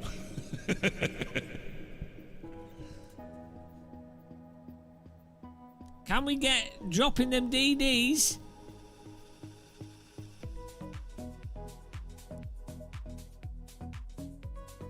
Everyone wants a doner kebab. Hang on, we're going to try the Aston Martin here. Right, I don't know what that was. There we go, golden Aston Martin. I seem to remember this car was absolutely crap, but we'll try it. I enjoy driving Race Room a lot more, and the netcode's a lot more fun. ACC's a nice package, if that makes sense. So ACC's, if you're going to do racing with subscribers like this, ACC works better. But,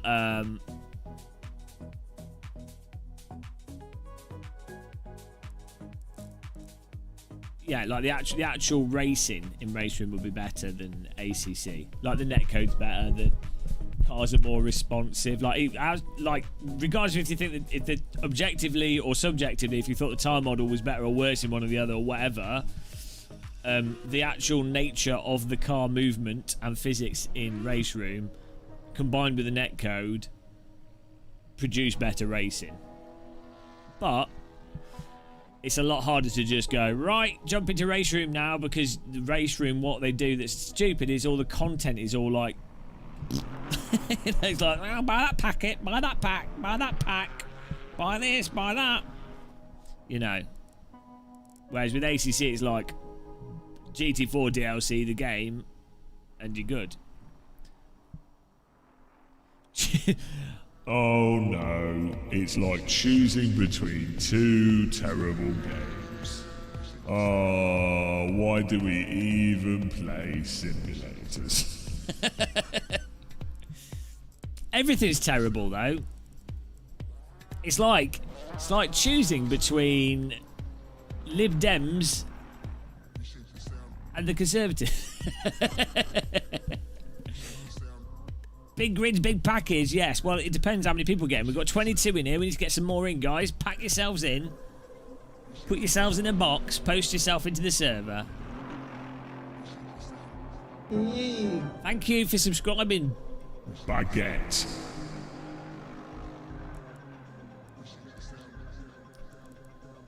Right. Aggressive setup because I'm angry. Fuel out.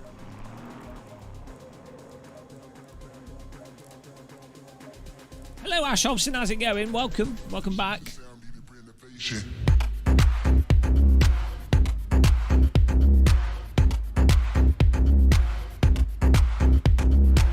Turn to the left.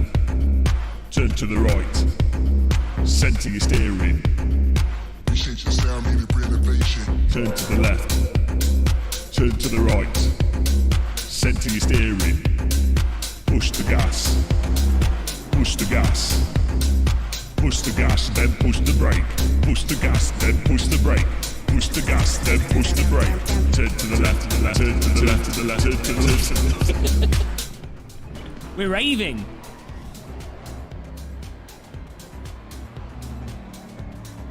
Oh look, there's my landing from yesterday. That was a good landing, that. That's the wrong replay.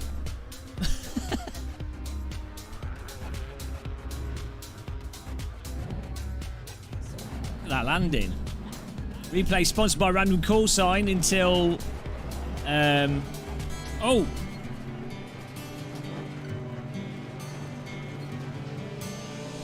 DD girl with the DD wheel. What a babe, what a beauty, what a sexy lady. It's a DD girl with the DD wheel. Perfectly formed servo motors for her legs. It's a DD girl. DD girl, put your hands in the air for DD girl. DD girl, beautiful servo woman.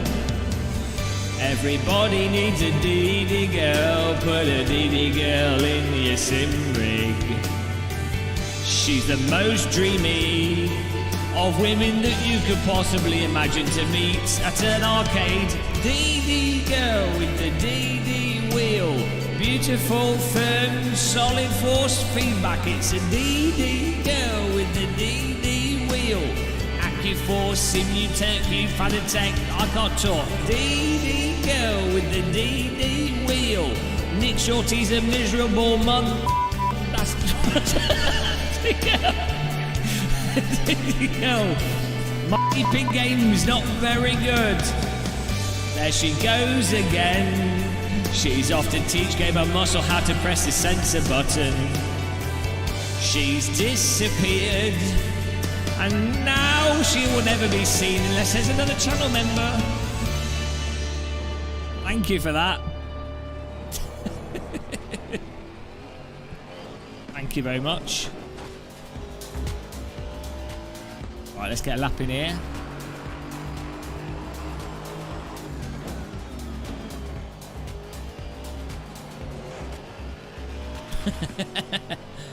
That's the dance counter debate.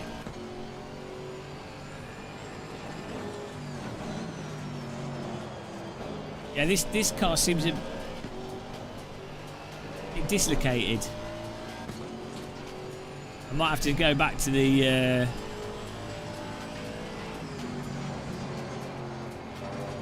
car with the pillow on it.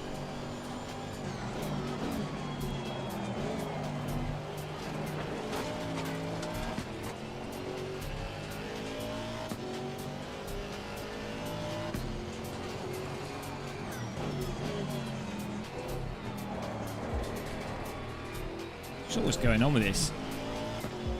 So much understeer with all these vehicles. I mean, what oversteer?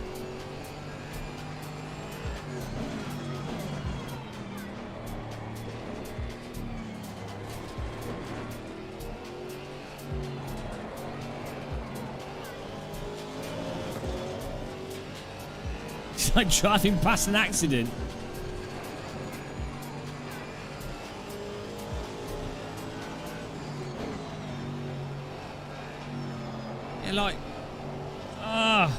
Like, the throttle doesn't push the back out.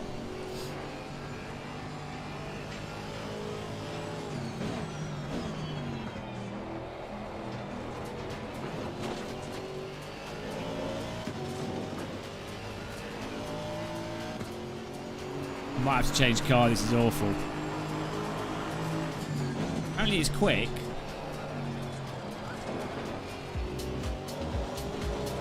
This car has really boring handling.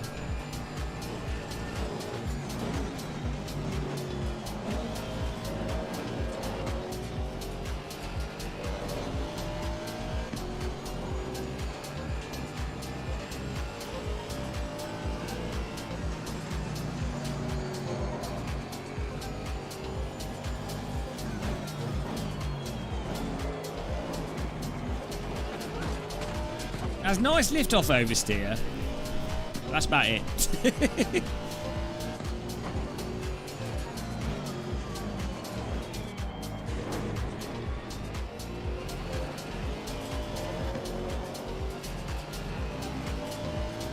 It seems quick. It's just not fun to drive.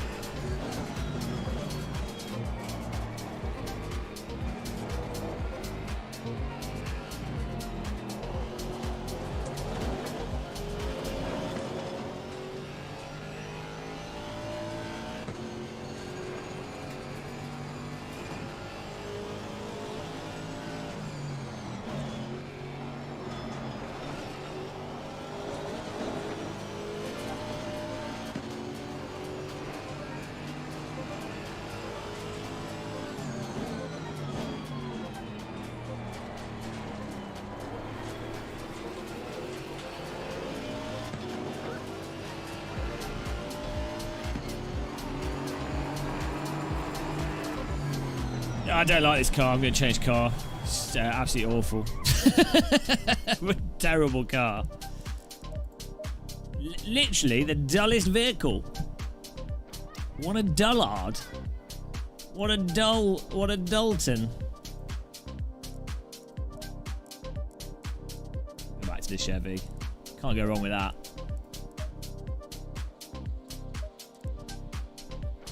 It was quick. It's easy to drive. It's just doesn't turn on the throttle. It has good lift off oversteer. Brake. It doesn't want to turn on the brakes or the throttle particularly. Just gets stuck into like a train line. Right.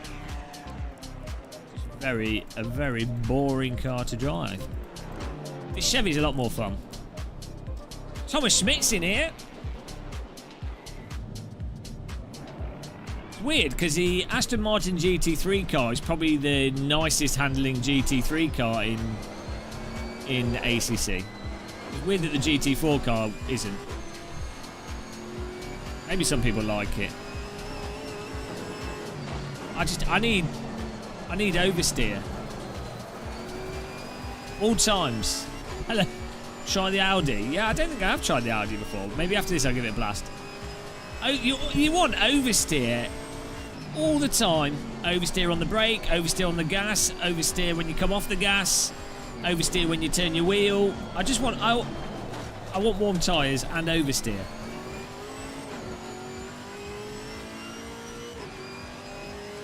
I live for oversteer. Oversteer life.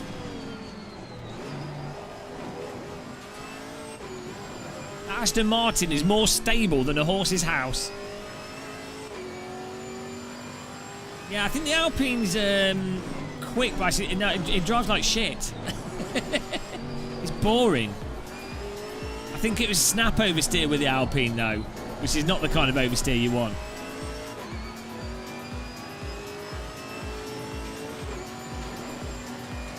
The Chevy's by far the best.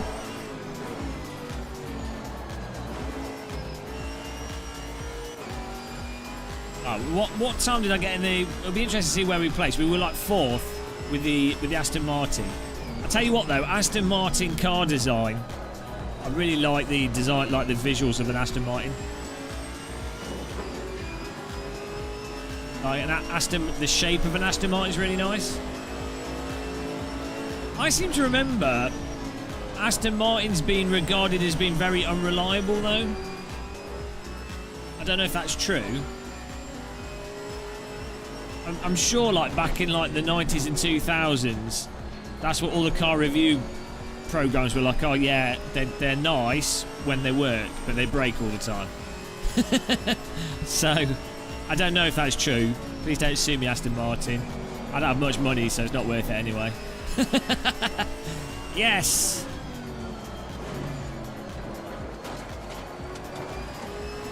Slander, car slander. Yeah, that was it. Jaguars as well. Or maybe they're not. Maybe they actually are awesome. Oh, come on. Oh, bugger. Yeah, but if you're buying a Bentley, It doesn't matter because you have like a chauffeur that does everything for you.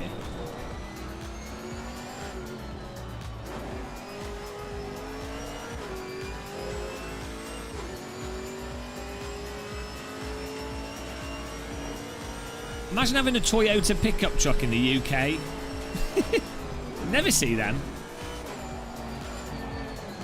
I don't think I've ever seen them. I honestly can't remember the last time. Like a proper American pickup truck, you know, with like the seats at the front and then you know, like an open back. You don't see them in the UK. Creekcraft, thank you for subscribing and clicking that like button. Appreciate it. Welcome. Any of you guys in chat live in the UK see like Toyota pickup trucks? I guess because it rains so much, you'd want it covered.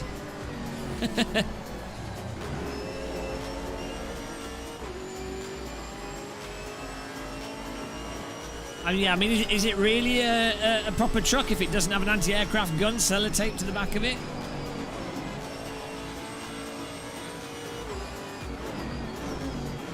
Exactly, you need an anti-tank gun. It helps stabilise it through corners. It's there's two ways with a Toyota pickup truck of stiffening the rear ARB. One is stiffening it, getting an engineer, replacing springs and replacing the bat, or you can just put an anti-tank cannon on it. The advantage with the anti-tank gun is that if you point it behind you and fire it as you accelerate, you get off the line a bit quicker.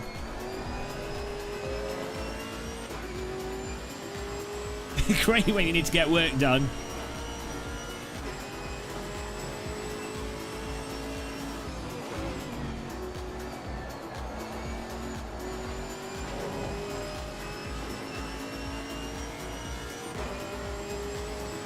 Exactly.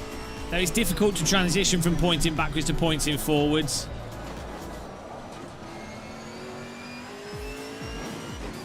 iRacing fanboys are the worst out of that. The fanboy order at the moment is AMS2 fanboys are the worst. They're worse than Project Cars 2 fanboys were. Then iRacing fanboys are really bad. R Factor 2 fanboys are pretty bad, but they're not that vocal now.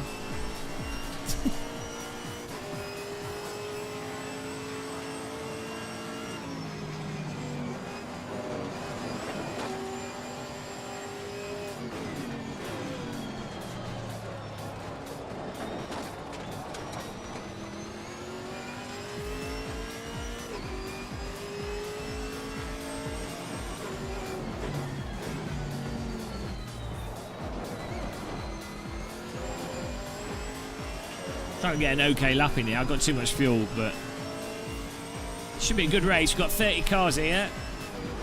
If you want to join in, there's still 2 minutes left on the clock.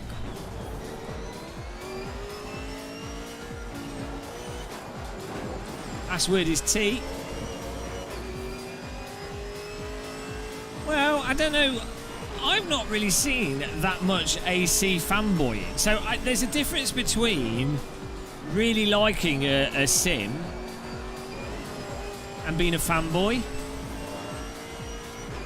To be fair, I mean, a lot of the iRacing fanboyism probably comes from the fact that iRacing's got quite a lot of players. So most iRacers are probably actually alright. It's just that it's got more people. So it makes it seem worse than it is for fanboys.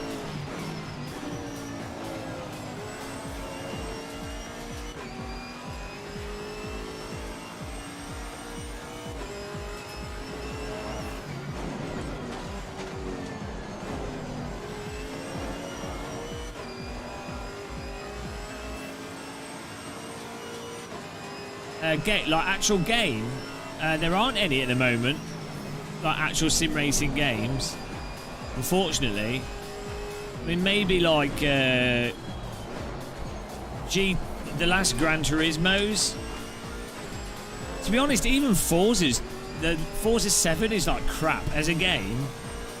It's it doesn't have anything in it. Like, it's just, as a single player experience, is crap. And even GT Sport, I mean, you know, you can unlock stuff, I guess, but it's not a fun game in that sense. I mean, Euro Truck is the only thing where, as a sim, where you're unlocking stuff, you know, like you're actually progressing through something. Yeah, GT Sport's alright, but it's got VSync on it, and it's only on console, which is a bit of a problem. I quite like what they've done in general with GT Sport, though. It's the right direction. My hope would be that, following, because GT Sport's been quite successful, and esports are quite popular, my hope is that the next Forza game has, like, ranked multiplayer. Because even if a game is, like, Forza 7 has pretty crappy physics, or unrealistic physics, let's say, but if you add, or even like the Formula 1 games, like, you know, like F1 2020, 2021, if they had ranked multiplayer, they would be very fun to play. You just have to have, for any skill-based game, you have to have ranked multiplayer. Which is why Rocket League works, why Counter-Strike works. So, yeah, no, I quite like what GT Sport's done. If you're going to play a game with a gamepad, GT Sport is well good with a gamepad. Like, if you drive the road cars in GT Sport, like the Mazdas and stuff, with a gamepad, it seems really, the delay of the car, the movement and everything, the way they've done the gamepad comes across as very realistic. It's weird. It's very well done. Yeah, well, that is true, Richard B. I would love for there to be a really compelling cross-platform game with rankings so that I can get views. So we don't have to be such a tiny little niche YouTube channel that. This is the problem of only playing what I want to, what I enjoy. We have very specific and niche interests that are seemingly not shared by many people. Oh well.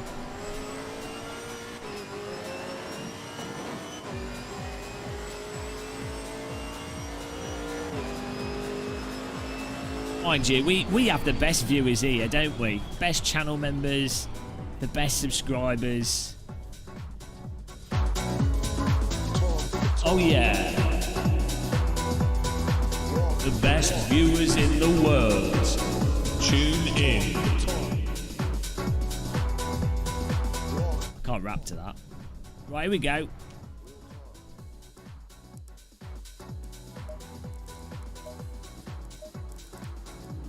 We got to get okay quality lap in here, so we should be okay for the race. You're the best. Best a man can get.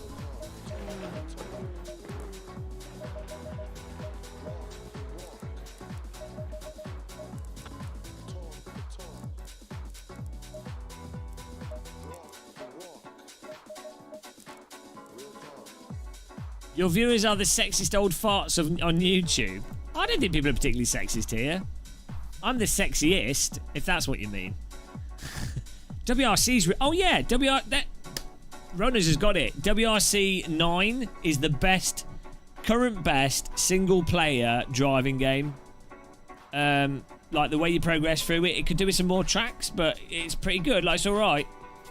Forza Horizon 3 is the actual best all-round driving game, and if you play it with a wheel, it's not terrible actually. Like, the steering input's fine. Yeah, WRC 9, that's actually got an okay single player if you wanted to play through something, but it's hard. But good call in chat. Yeah, the F1 game, it's the same game over and over again. I mean, I don't know. I might. We'll see. I might give the new F1 a go. It's a bit mushy though, but maybe we can set it up to get it less mushy. Like the base of the previous one. I don't know if the new one's different. Here we go. 30 cars in this race. I think we might do a GT3 race after this to try and get our magical 60. Welcome to everyone that's watching in the chat. We are almost 2 hours in. We are almost 200 likes. That will be 100 likes per hour for 2 hours. I know you ACC fans are the stingiest buggers on earth. I mean, actually, no, we've established you're console gamers. You don't know where the like button is. What I recommend doing is take your mobile phone that you're looking at the stream on and bang it against your forehead, and eventually you'll accidentally hit the like button. Those are instructions that even your average console player can follow. Sick burn. There we go. Thanks for the forehead banging there. We're still at 100 likes per hour. Top notch. Not that I'm saying that console gamers are a bit simple. Well, console gamers are a bit simple. I've got a PS4. I'm one of them. I've also got a Nintendo Switch. But I only use it for bloody... I only use it for Tetris 99, which is amazing. Here we go, guys. Alton Park Bonanza. Oh my god. Up the inside she goes. Oh god, contact. I've killed a man. Sorry. Whoopsie. Sorry for that. Little bit of understeer there. Oh, he's gone. Oh dear. He's more than a little bit gone.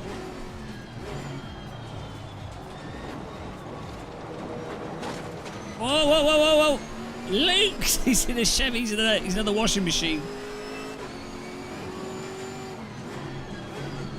Oh, he's hooked it on the curb, and there go the bollards. D. Lee's gone.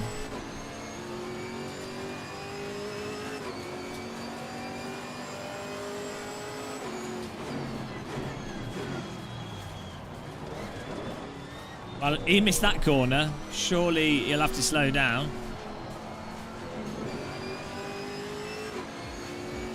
Ah, you need to sort it out, drunken monk.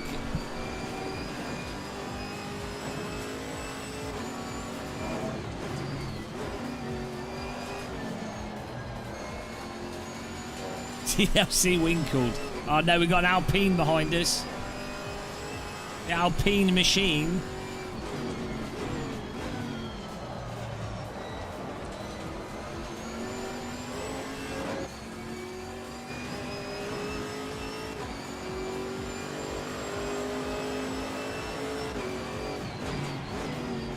We've got to get past Mr. Luke here. Thomas Schmitz is second place. Here in Ditson third. Oh, he's gone wide.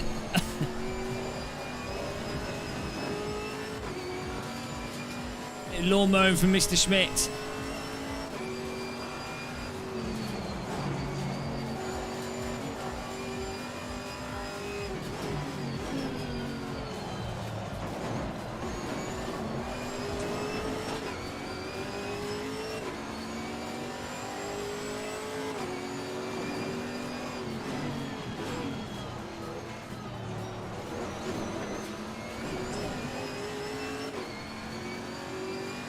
Formula Ford. Yeah, they do F3 as a support series for British GT.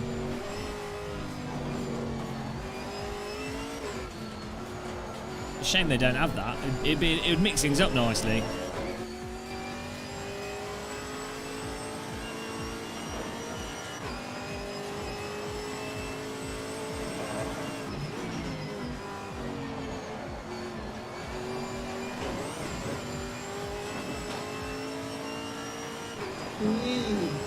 Hello, thanks for subscribing.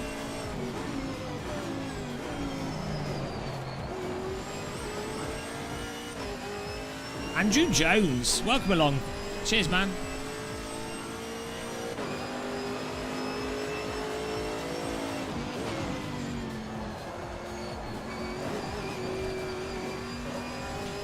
Hello, Joel Cleasons. Good day.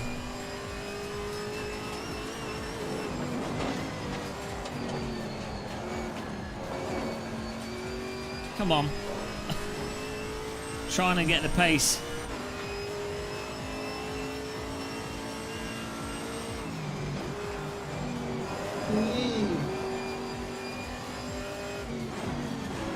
Joey, thank you for subscribing. Welcome to the channel.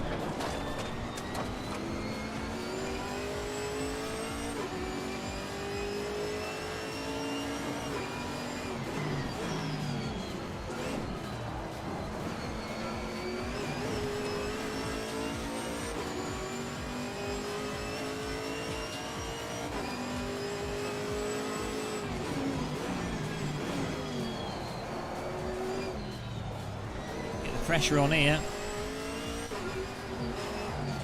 Not far away past there.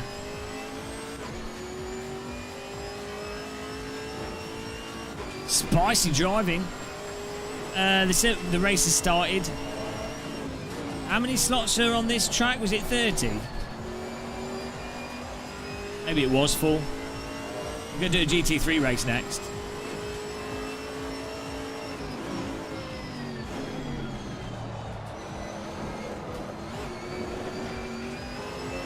We've got to get past Luke. Wall of Luke here.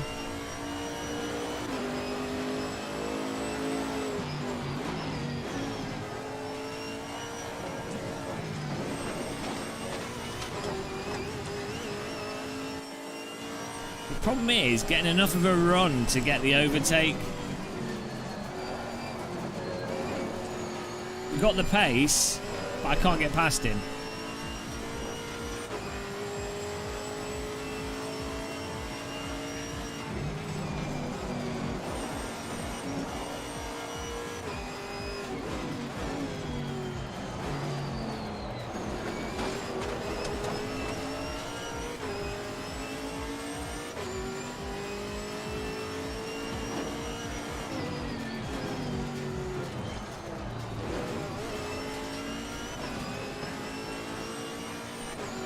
What simples in the most subscribers?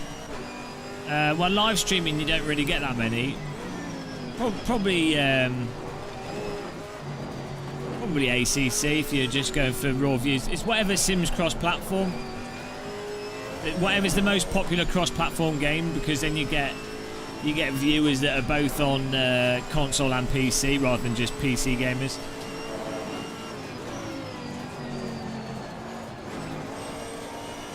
Playing like Gran Turismo and building up a following on that is going to be the easiest way to grow a user base.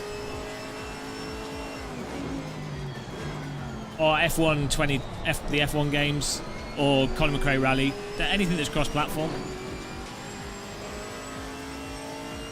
Gotta get past this guy. Luke. Wall of Luke. It's like having a vehicular tugboat in front of me. Keeps pulling me along, and then I can't get past. Cross-channel ferry muscle. Oh, come on. Look at that grass, beautiful.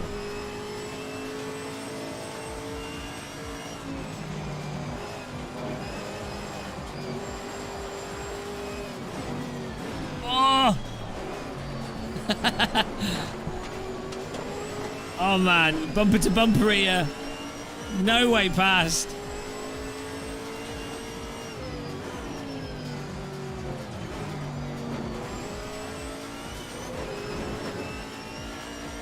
Use the force. Maybe I'm bunny up over him.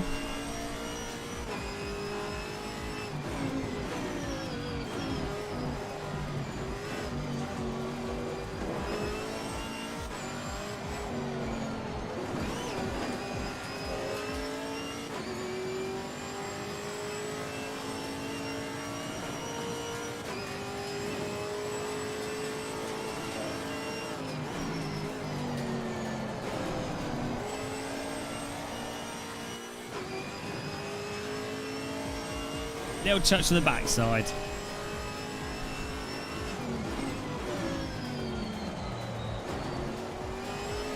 The tyres are starting to go off.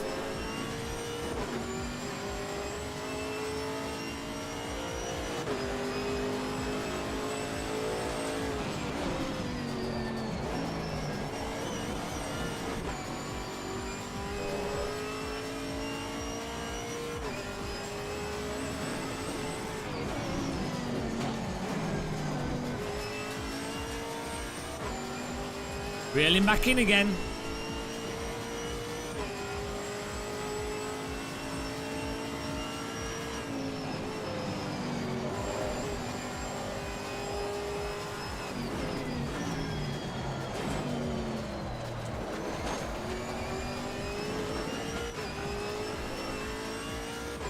The influence to touch.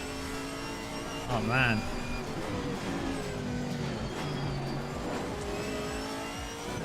Oh, I'm trying. cutting all the corners here.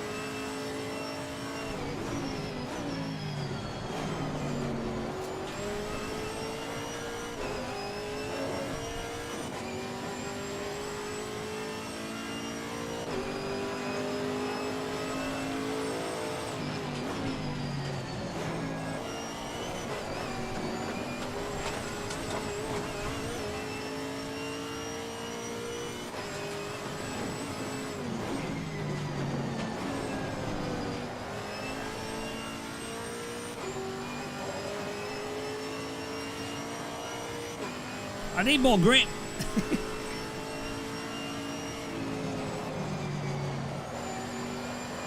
You see, car's getting stuck in understeer. Every time I try and push.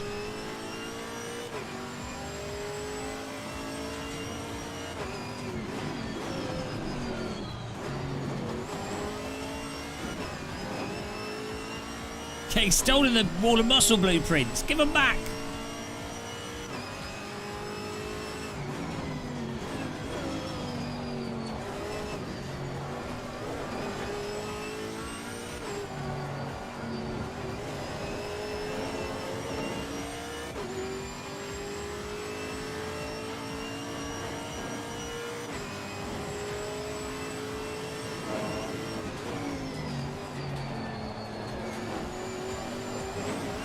Trying some different lines here.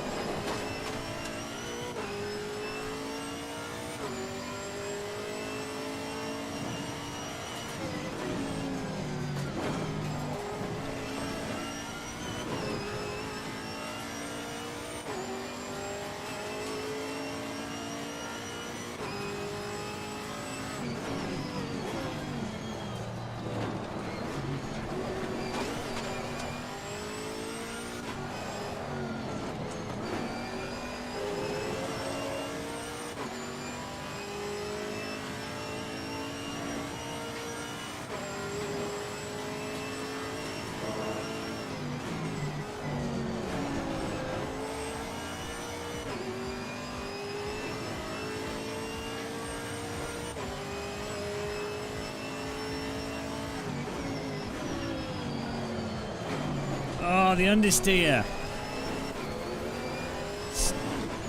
I don't know if you can get this understeer out of the car setup.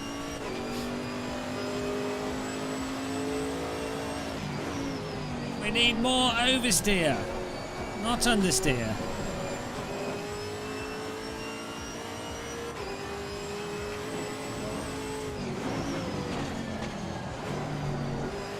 It's like pushing the brake doesn't, moving the brake bias doesn't help either.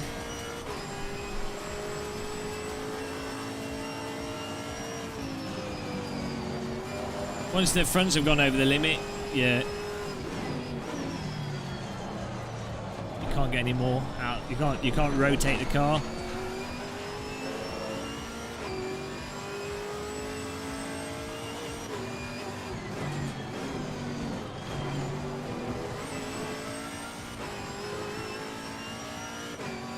They're going to crash into each other, it's alright.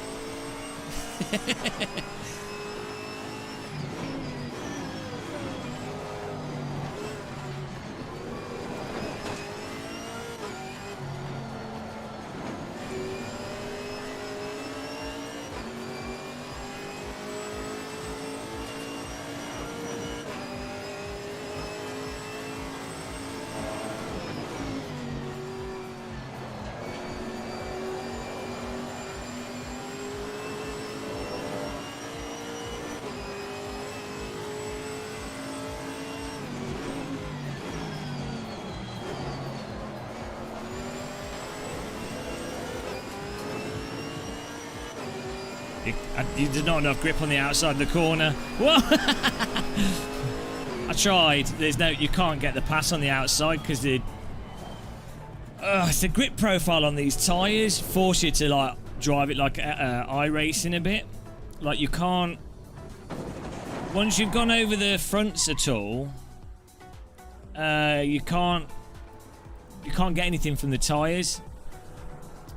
There's like a way to get the car to be more rotatey. Where do you find lift off oversteer? Just lift off oversteer is alright in this. Just lift off the gas. But yeah, if the fronts have gone, you're done. You can't overdrive. You know, the thing is that you want to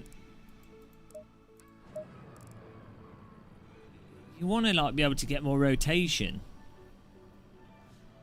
Yeah, stiffening the anti-roll bar might help, but then you might just induce like that massive slides.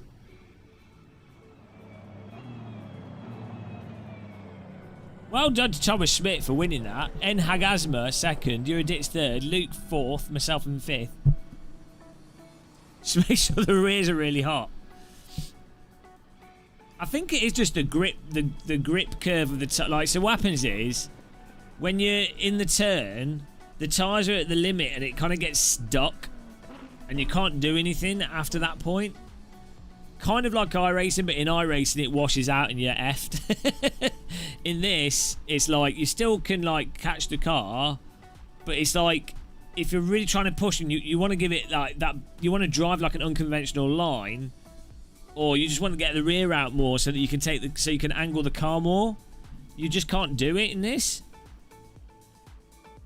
Like the fastest way to drive it is to drive it in a straight line, like get your time by cutting the corners and stuff. It doesn't want to. I don't know. It's hard to explain. You guys know what I mean, though. I'm not saying it's unrealistic. It's just it'd be nice to get. Just get that extra. Once you've loaded the tyres up, to still have the ability to, on the throttle, push it around more. Yeah, GT3 at Spa. Go for it.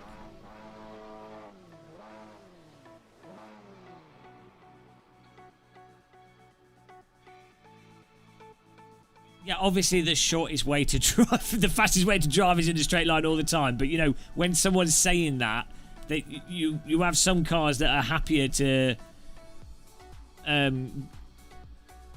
be turned than others.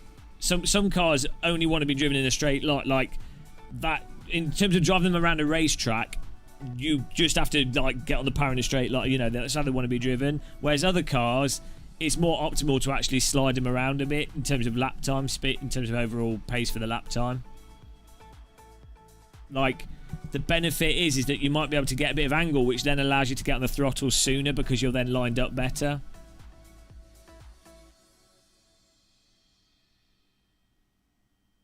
It was good racing though. Nice driving there. It's pretty good we had that many cars in it. We're going to another server here, guys. Get ready. There might, like, as I say, it'd be interesting to try the making the rear ARB stiff, but I worry that all that will do is you'll lose that initial ply. It'll just get straight onto the limit, like it'll get onto that locked, sort of what would cause traction control straight away, rather than it causing that roll, that useful roll. That's why I like, so as I was saying, that's why I like the the tyre dynamics, like the actual grip profile in Race Room, ignore what's realistic or not, it allows you to rotate the cars much more. Look, you've got more agency as a driver, so it's a more playable. There's more play with the tyres, if that makes sense. Same with the original Assetto. I think it's from having a more gradual grip fall-off curve. Thank you, Chili. Great racing there, though, guys. Alton Park's a fantastic track.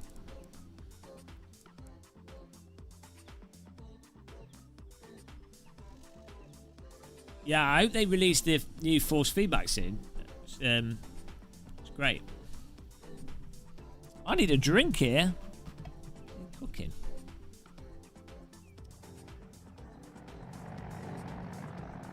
Absolutely penning it, guys. Thanks for all the likes here. We're 219 likes. We might get 100 likes per hour for 3 hours. Limitless. Right, get in the server if you want to join us. Type in chat, join in if you're going to get in. You need the password is T. Server's called Gamer Muscle. Chili Dog's off to bed.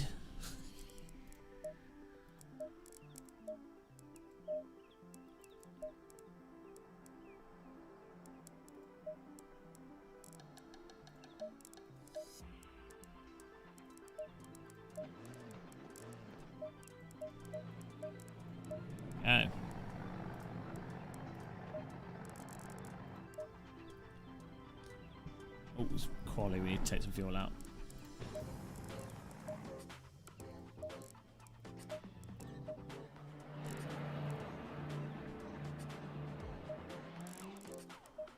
It's weird that Alton Park wasn't in that many Sims until recently. We had it in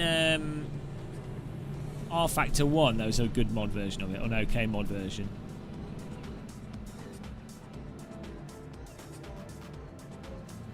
Yeah, we were, Alexander.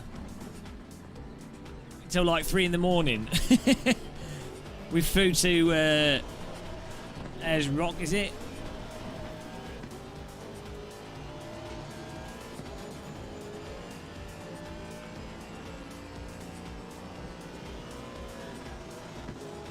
Oh, nice one. Can't go wrong with a Tesco's Cornetto.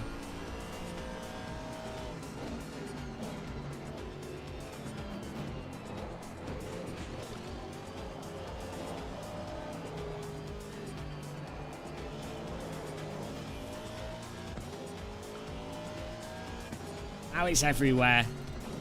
You know what? I think the GT3 cars are actually easier to drive than the GT4 cars.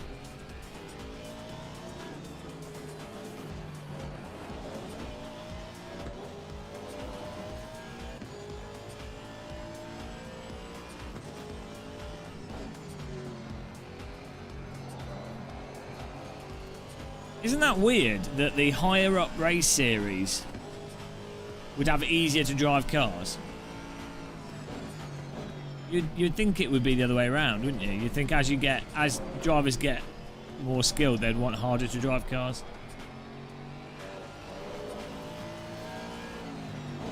I guess maybe you just see it as a different class.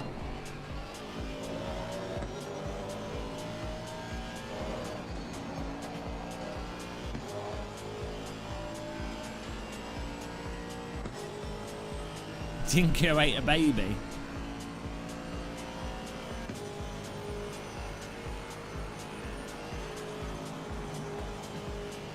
Nice one, Eric Luke. Oh, was it you that was in front of me? Nice racing, man. Bastard.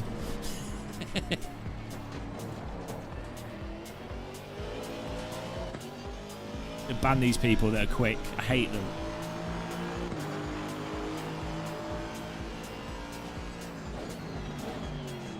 Yeah, last time I looked into it, it's like 250,000 to buy a seat. A GT3. Well, that's not good, is it? I missed my gear then. Just found your stream. What, did you just join this? Hang on, how did you get in the server though? Without the password?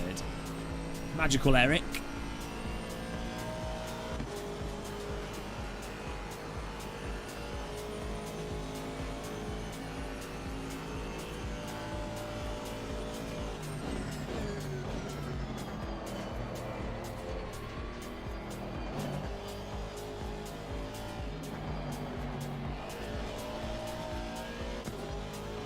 Ah, a couple of buddies giving out my passwords.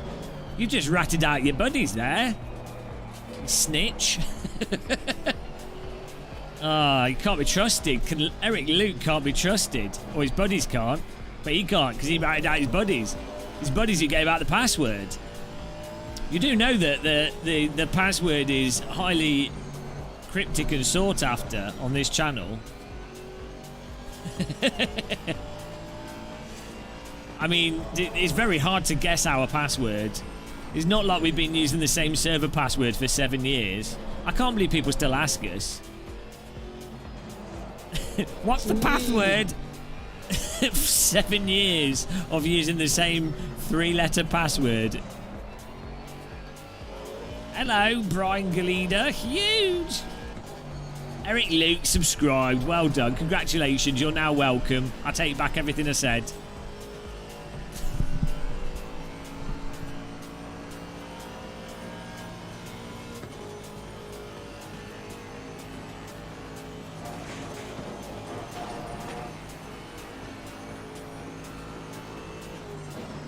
Two first names, exactly. You can't trust him. That's almost as bad as a four-namer in iRacing.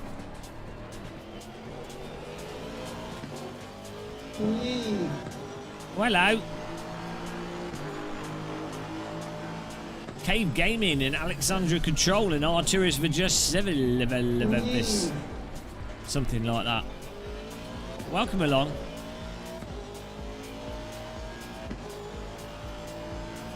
Subscriber train. Hello, Antoine.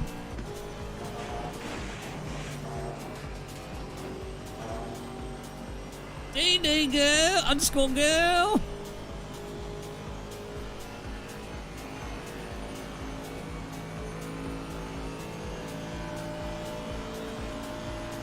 Why is it indicating to turn right?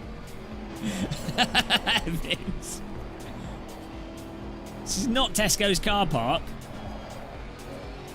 Nice indicator light though. That's what sim racing's come to, guys. Top-notch indicator lights. It's like a German disco in front of me.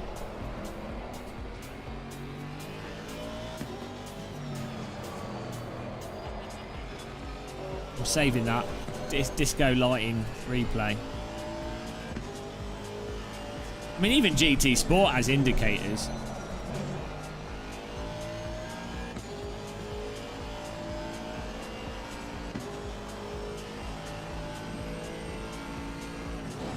Lap times are different in every sim. I wouldn't focus on it.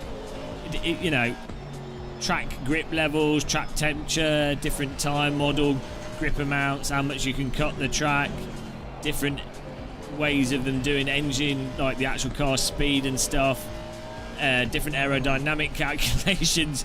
Track lap times are like, it's just not even important.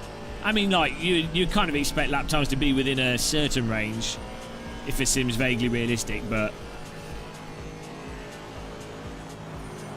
you could actually have something that's totally unrealistic and still get good lap times. But yeah, in terms of different lap times between different cities with the same cars, it's just one of those things. There's so many variables, right or wrongly.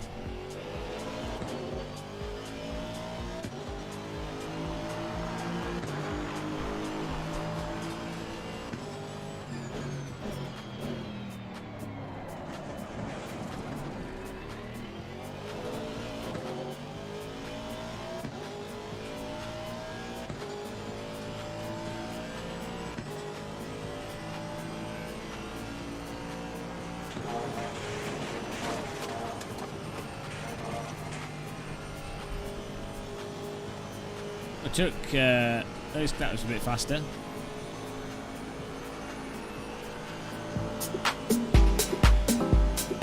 I'm gonna make some club music.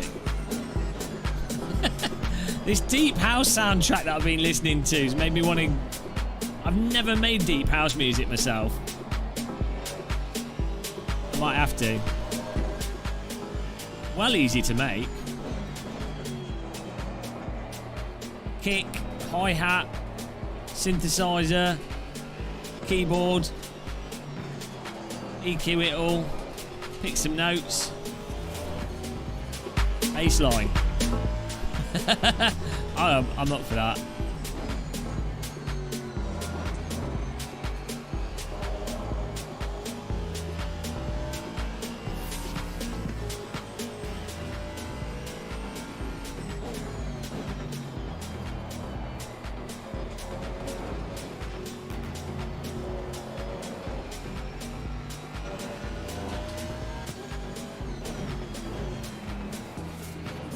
What's the name of that compressor VST that everyone uses for like Cubase and Fruity Loops and everything? It's like mental. I forgot what it's called.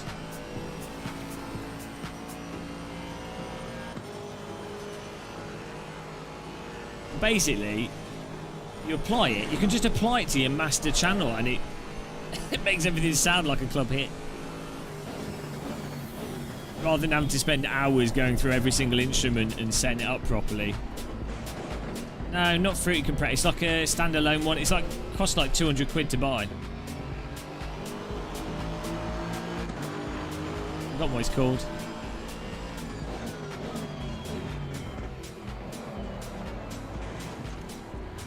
Ozone. Yeah, I think that's right. Yeah.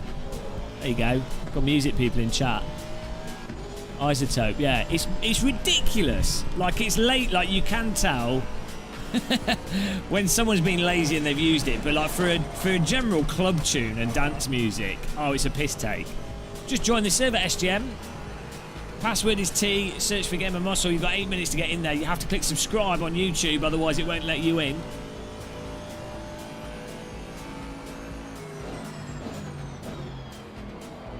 To be honest, the Fruity compressor is pretty good anyway, but like, yeah, the Isotope is a piss take. Yeah, you need to have a basic good mix, but let's say if you're using, let's say you're being really cheeky and you're just producing super generic dance music, and you're using VSTs that have nice ROMs already, so you know you're not doing everything manual. It's like done. It's amazing how quickly you can, as long as you like know a little bit of music theory, and you're like, you know, you're not, you have a little bit of taste. It's amazing how easy it is now compared to how it used to be. Shut up, McGroove, you're banned. Fruity Loops all the way. Fruity Loops is the only true DAW. Fruity Loops all the way. Fruity Loops will go home. Fruity Loops go home.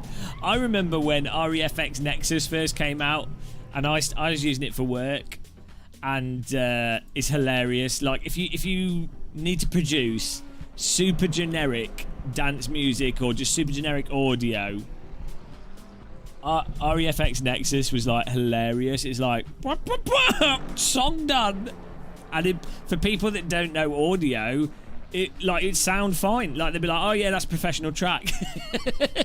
So good, so good. War in the doors. Yeah, well, there's no war, is there? Because Fruity Loops wins. Fruity Loops is the Assetto Corsa of DAWs. Oh, bloody Alberton users. It wasn't Alberton live on, wasn't that Apple?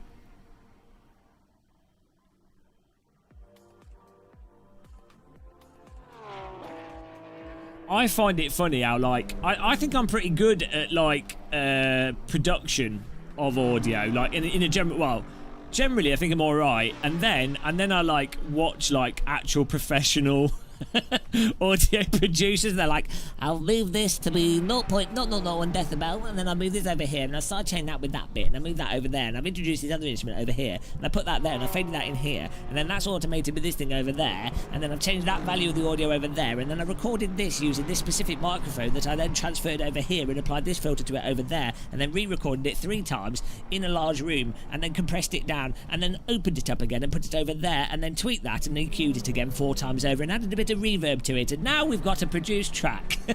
I'm like, that can be louder, that can be quieter, done. I'm happy. To be fair, the amount of dance music and trance and techno and stuff I listen to that's atrociously mixed. No, CB, get out of here. We've triggered all the music people. Nothing triggers music people more than saying Fruity Loops is the way.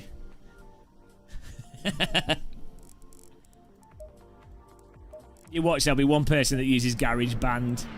Excuse me. I thought I may have recorded a guitar solo. You don't know what you're talking about. I only record using 8-track tape recorders.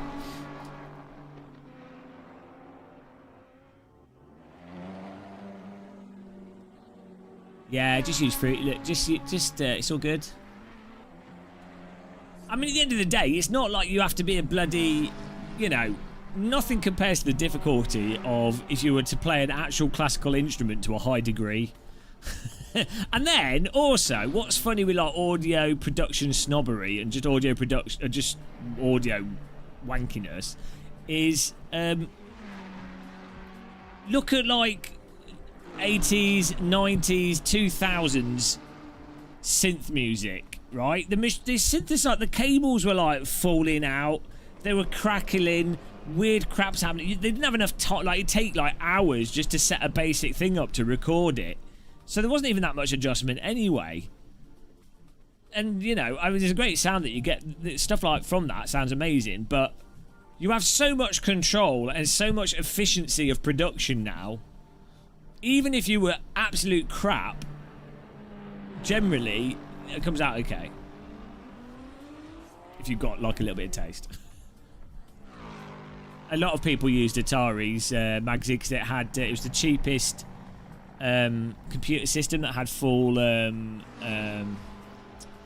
MIDI control, and you could use cards and stuff, but you can use like Amigas and stuff. But the Atari is like the easiest one to hook up with other equipment for like sample timing and controlling, and also interface with all the proper audio equipment. Loads of people use Ataris for ages, like even like 10, 15, 20 years after they stopped selling Ataris, people are still using them.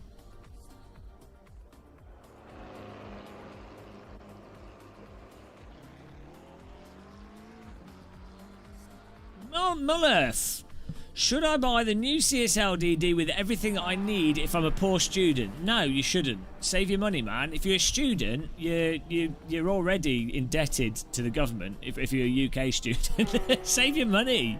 You're probably going to move house. You should be out catching STDs from women or men or whatever you're into if you're a student. Wear protection so you don't. You're playing driving sims. Get out there, chat to people, develop some social skills. Don't do this. If you play driving sims, you end up like me. Bold git in a sim rig complaining about tyre models and rear diffs. Surely that's a lesson for you. I mean, there's like a 1 in 4 billion chance that you end up like Jimmy Breadtin or Jardier or I don't know, some other like lucky YouTuber. That could happen. I mean, I've been very lucky, so that is a chance. There is a chance, but generally speaking, stay away from driving sims. Go and ruin your life with men and women. Have fun, chat to people, make friends. If you're at uni, it's an easy way to make lots of friends as well, because everyone's desperate at that time in your life, because you're all like, what am I doing? Can't get a job. I can't even afford food. Ah! And that's a good time to develop friendships, because a group of people in a building on fire all going ah! end up relying on each other, so you build good relationships. So that's my advice. Don't spend it on a CSL-DD or any sim equipment. If you've got something that works, you get something that works, you're good. Although saying that, one of my regrets when I was a student is that I didn't buy certain things that would last. I had a G, although I did have a G25, so. Hello, Zaid Bestman. Ma'am, thank you for subscribing.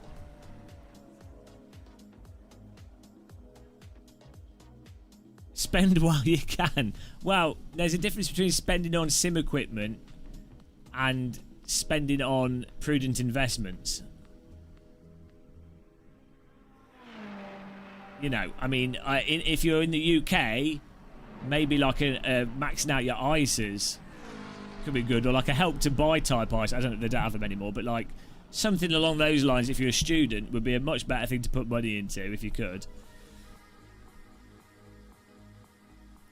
But yeah, but if I mean, don't waste money on booze though. If you're going to choose between spending money on alcohol versus sim racing equipment, well, sim racing equipment is way better because you still have something after you've spent the money. If you spend it on alcohol, it's gone.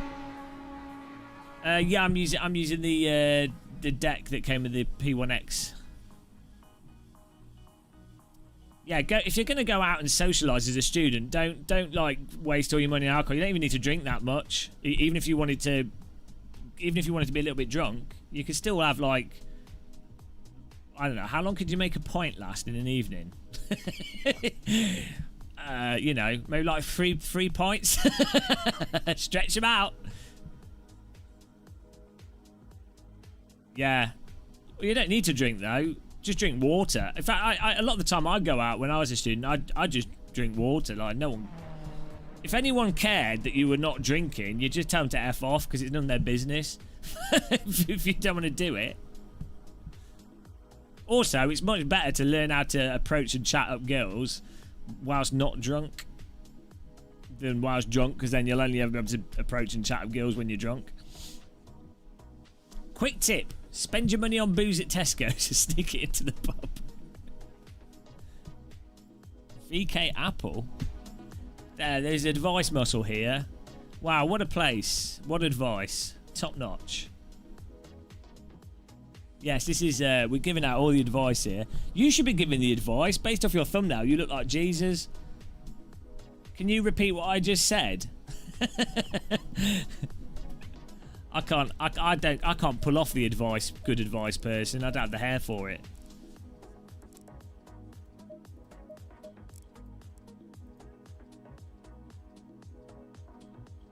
You went to school with Aphex Twin. Did he say, "Come to daddy, come to daddy, come to daddy, come to daddy"? Was that every conversation?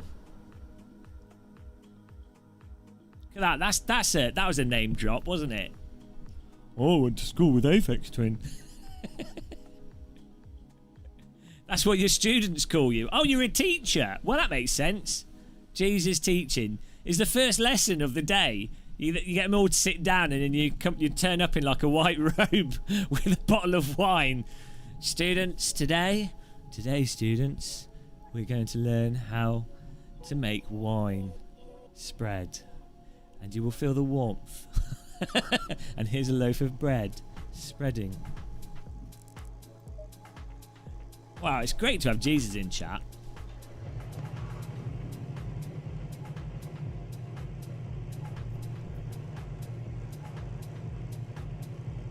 I don't think anyone was very famous from where I went to university or school. Maybe there are. Don't know.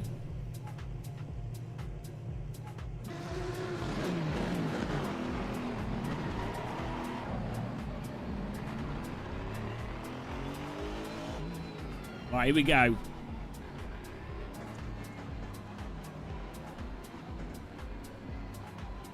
Yeah, I'm totally up for going to like Q dance or like big raves and stuff, just not like grotty British clubs that are crap. I want to get, if I'm going to go to like, I want to go to like a proper massive rave or like German techno clubs. I'm up for that. It's British nightclubs are just depressing. Even like, I've been to some in London and they're just crap. I'm sure the German ones are terrible as well, but at least I'll be playing amazing techno, so that's all that matters.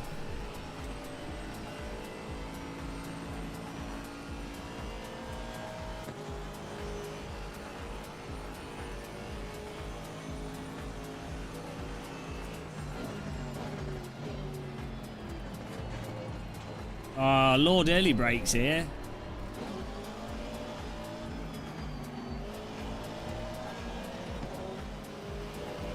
Yeah.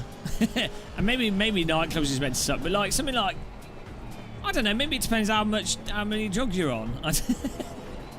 At least the German clubs have the advantage of German girls, I guess. Hello. I don't know. Look, let me live in my fantasy land in my head. How the bloody hell has P1 pulled away so far?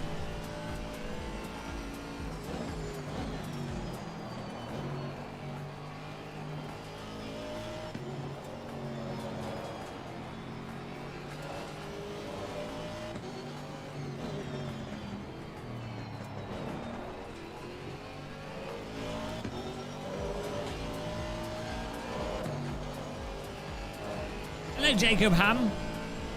Nice one, man. Welcome to the dark side.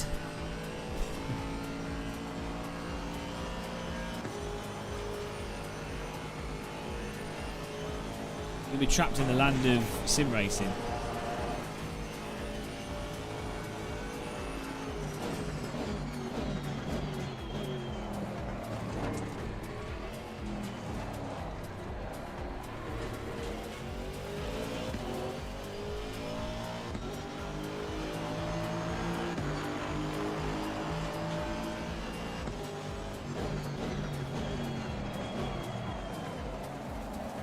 Oh.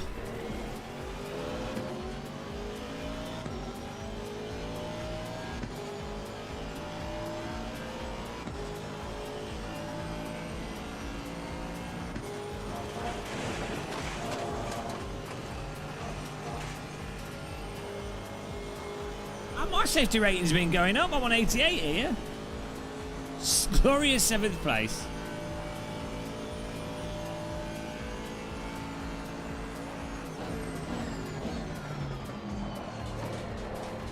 Why aren't you racing? Oh, Thomas is going to bed probably. So why aren't you racing, Thomas? Sir Schmittington.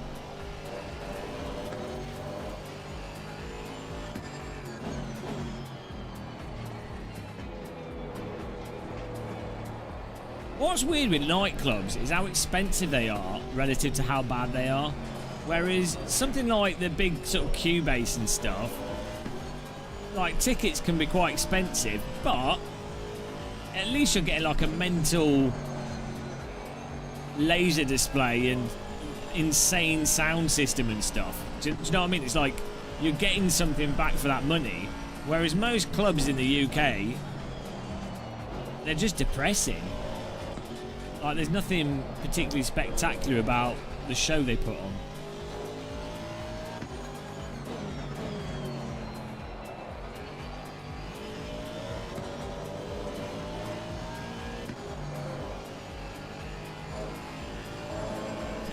Come on, ladies, come on, ladies. £1 fish. 1 for £1, 2 for 2, 3 for £3. £1 fish. Very, very good. £1 fish. Come and have a look. £1 fish.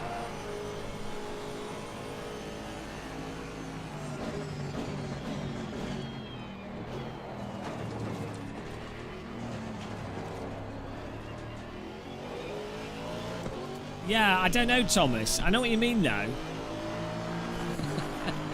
They're all copy and pasted. It might be like how people dress and how people do their makeup. I don't know, from my experience, when I've been in Germany, generally, people seem to wear less makeup in Germany than they do in the UK, so maybe that's what it is. If everyone's doing their makeup in exactly the same way, maybe that's what's making them look similar.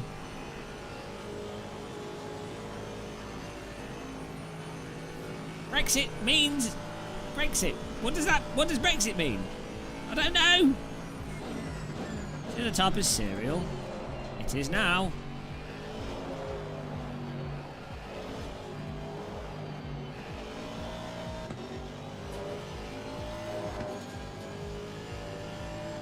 Is that still a thing?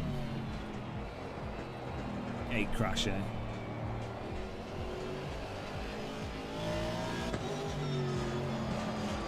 Hello, Andre. I wear lots of makeup.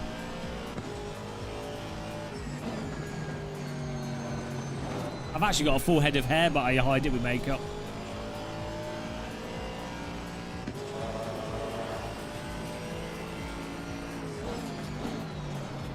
Agsy, you can do, but only for 3 months every 6 months. You have to every 6. You can go in Europe for 3 months of 6 months, and then you have to come back to UK for 3 months, and then you can go back to Europe.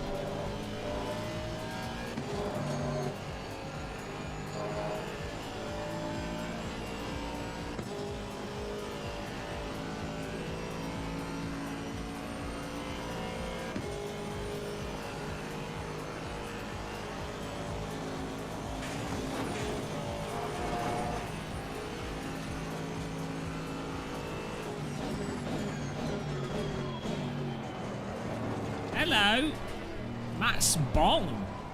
How's it going, man? Oh, it's the morning where you are. Fair enough.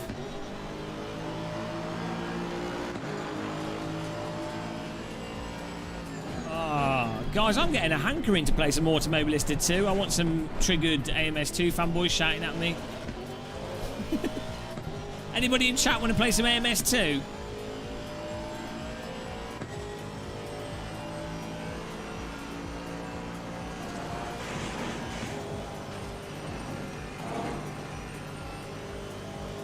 NEC 2003. See, the other thing, like, when I was at uni, I didn't have enough money to go to, like, clubs particularly. Like, I was in Middlesbrough. I went to a couple. They were shit. The ones in Middlesbrough were absolutely shit. Like, it was atrocious. But not, like actual thing. Like, I just couldn't afford it. I don't know how these people have... You see these, like, videos of 20, 30-year-olds or whatever going to these bars and stuff. I'm like, how the hell are they affording that? Like, even if you, let's say, I don't know, I used to could drink quite a bit before getting that drunk, so maybe that is more expensive. But even in, I mean, it's, up north it's cheap anyway, so even if you just drink, let's say you have like, what, 6 pints of beer, well, and let's say it was £2.50 a pint, which is not anymore, well, you're still going to be spending 15 quid that evening, 15, 20 quid, plus a taxi you share with your friends, it's going to be another, what, like 5, 10 quid. So you're like 35, 40 quid minimum. How the hell are people affording that? Plus £50 tickets to stuff. What on earth? It must just be, I think some people are just more well off. Only now, now I'm a granddad, can I potentially afford to like do like vaguely normal things? How do these teenagers afford it? I remember when I was like 18 and they'd be like, oh, we're going to get a taxi to Leicester. Going clubbing in Leicester. I'm like, well, we want money. That's for work, Matt. Ignore that. Sell their bodies.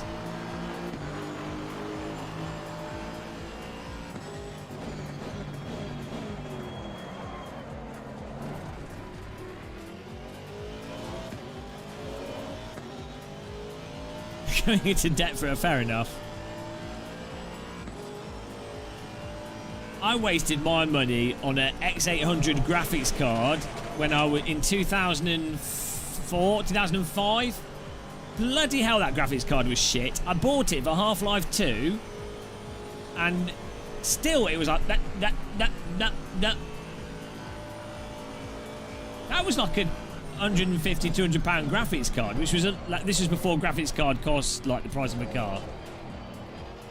Oh, I had nice hair back in those days, I'll have you know.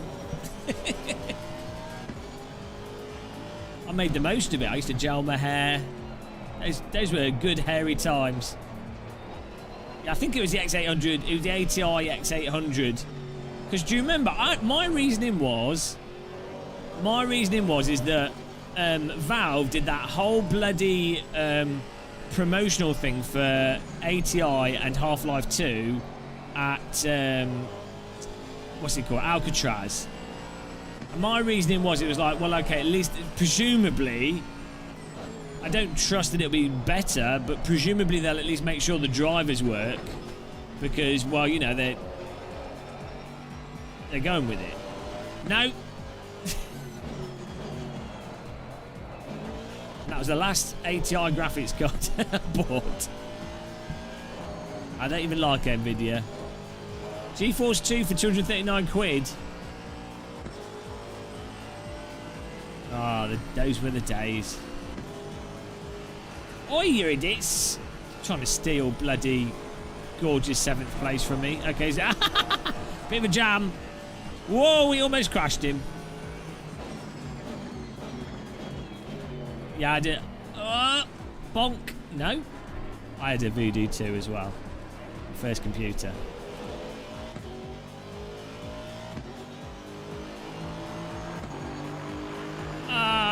No, the games console, like, the PlayStation 2 was really good, to be fair. PlayStation 2 is awesome. But yeah, actually, no, the PlayStation 2 and the PlayStation 3 wasn't so good. But the Xbox 360 and the PlayStation 2 were really good games consoles. Like, you could have been perfectly happy with them for lots of stuff. They didn't feel like bad. N64, if you had a PC, you'd be better off with a PC at that time. Xbox 360 genuinely had really good games on it that weren't on PC. Same with PlayStation 2. PlayStation 1 a bit.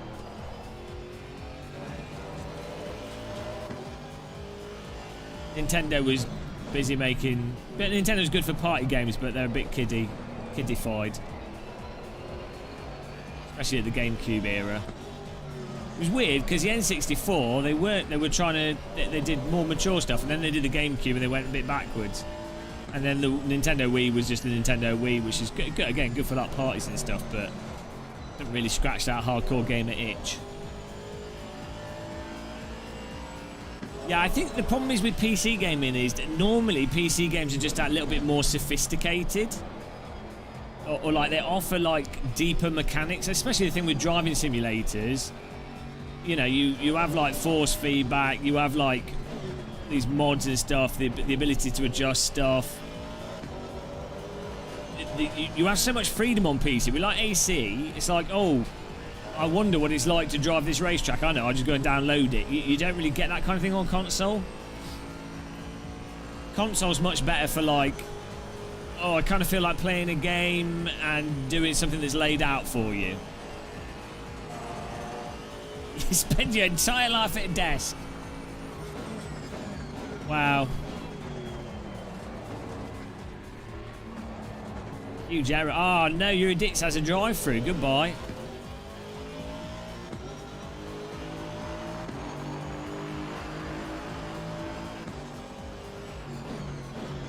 David G, you say that, but you don't have to spend that much money on a PC to have better gaming than console. The only thing that consoles beat PC on is sat in front of TV gaming, like with a gamepad. So specifically games like Uncharted, Tomb Raider, Hitman, you know, stuff that's like a third-person narrative-driven thing, and where you're going to be sat on a sofa playing a game. That's like the only aspect. Oh, that, and if you want to have like 2 to 4 friends over and you want to play sat around the same TV, like local co-op, consoles are better than PC for that. But other than that, PC, even like a £800 PC, absolutely destroys game consoles.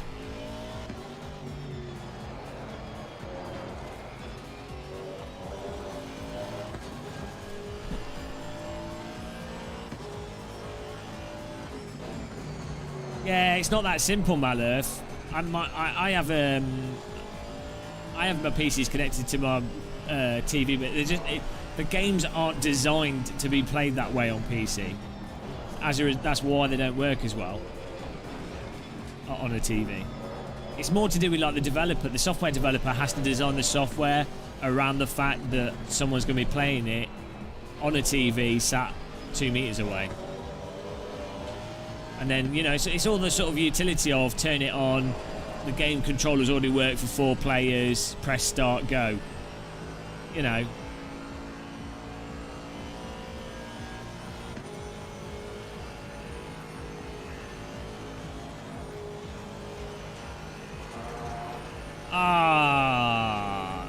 We're in 8th place here.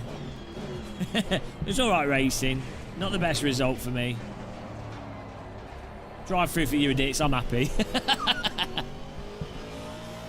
Hello Sim Racing Wales. Welcome back. Well, I think we're going to go over to some Automobilista 2 in a bit. Because we can't have any more servers here. We've had some good racing though. Fanatec Podium Series. Force feedback reinvented by Doobler. Oh, look at this. This is like Silception. Remember to use the Game of Muscle Fanatec affiliate link. Some say that advertising's gone too far. I don't know what they mean. I don't know. Do you remember when people were like, oh, they'll be able to put advertisements in video games? I don't know what they mean. I'm using the Fanatec podium wheel here. Have you heard about that? You can't escape the marketing. All right, my love. Have a good night, man. Thanks for tuning in. Matthias Sobral, thanks for subscribing. Woo! That car in front looks like it's floating. Oh, I'm floating now. Right, let's look at the results here. Thanks for losing a safety rating, you knoblets.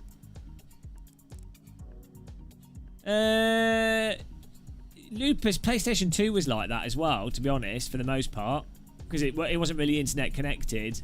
And PlayStation 2 had like GTA San Andreas was amazing. And like all the sort of updated graphics, and it could play PlayStation 1 games. So PlayStation 2 is the best games console. Also, the design of it was really nice. There we go. Peeper Otkin with the win there. C. Goot second, and everyone else is left. D.A. Dobler, myself, K. Dobrek, J. Caridera, Frogster, J. Ritchie, SM, R. Blanchette in 10th. Nice one, guys. Right, shall we give... well, click the like button if you haven't. It's 3 hours in here, guys. We're on 258. Like, we need like 40 likes to maintain the 100 likes per hour.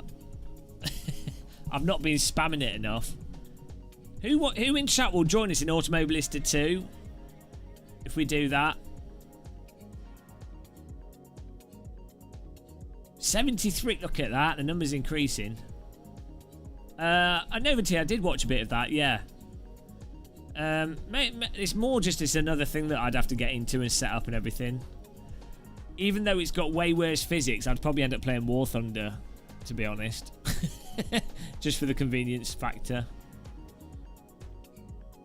Type AMS2 in chat, guys, if you would join us in that. Look, 20 likes off. This is begging for likes here. I know, I don't like the physics so much in War Thunder either, but it's more immediate, like, dogfighting gameplay. Also, the user interface in War Thunder is terrible. It's fun. It's good game, but then people are playing with a mouse unless you use the hardcore mode. But use hardcore mode, you don't have the icons. Okay, let's load up AMS2 here. I'm not going to bother changing the title because ACC fans are chilled out. They won't mind. What's going on here? Right, let's swap things over. Thanks for racing with us, guys.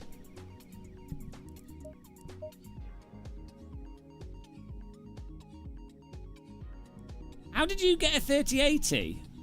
Drunken Monk, where did you get it from? I'd really like to get a 3080 Ti. Because I just like that little bit extra power on my system.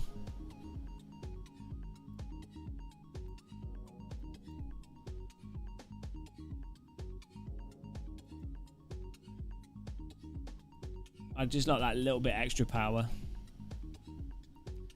But it's still a lot of money, isn't it? I don't know. Ah, how much does that cost? Oh, hang on.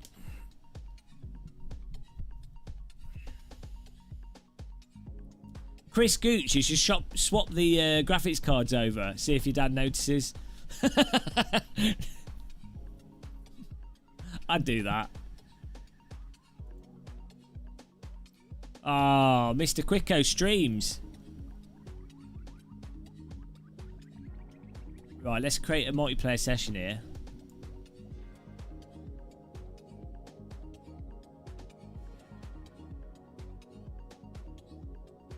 I wonder how many people can get into this without having it in the title.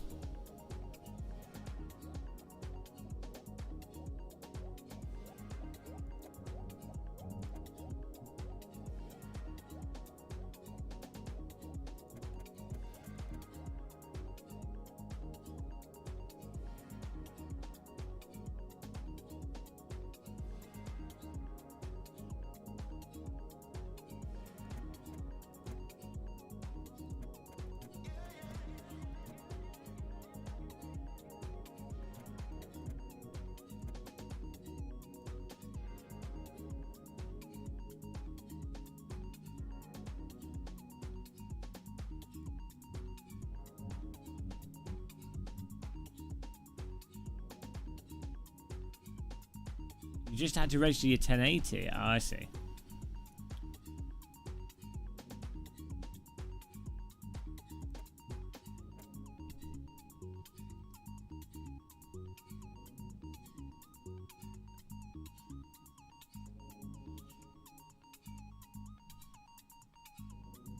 I'm not going to bother passwording it.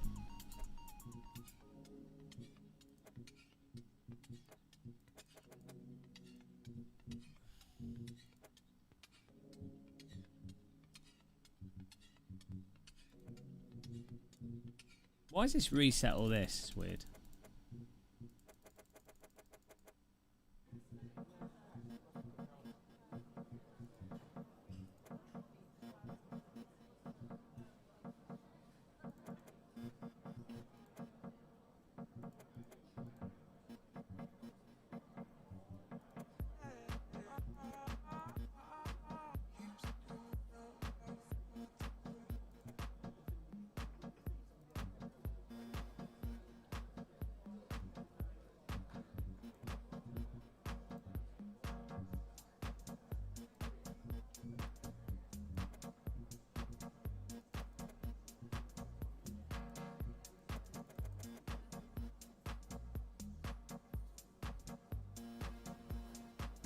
What cars and tracks have you used the most in Race Room? GT3 probably.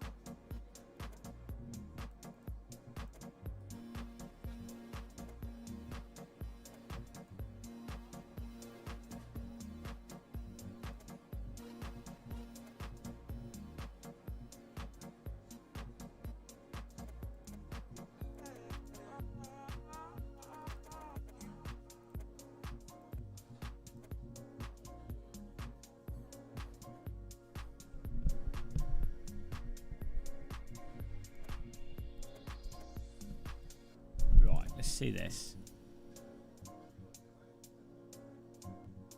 All right, Rob Mitchell, thanks for watching, man. You updated your race room purchase based on what's running in ranked. Yeah, and that's probably the best idea, to be honest. Chris Flores, thank you for subscribing. Welcome along. This music really slaps. Don't know if anyone will join in. There we go. Novelton's got in. Let's just start and I know what we're waiting for. Do I have to click vote to start and then we just go? See what this is like. Zero select. Look at these people. Oh, he's gone. Novelton's gone. He's left the session.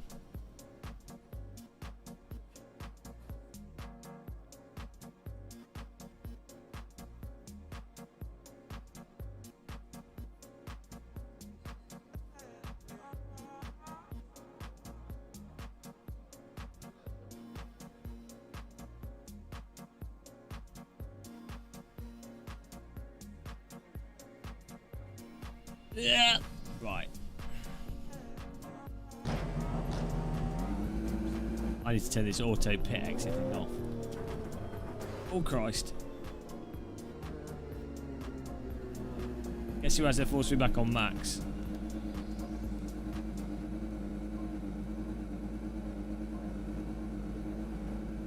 Huh.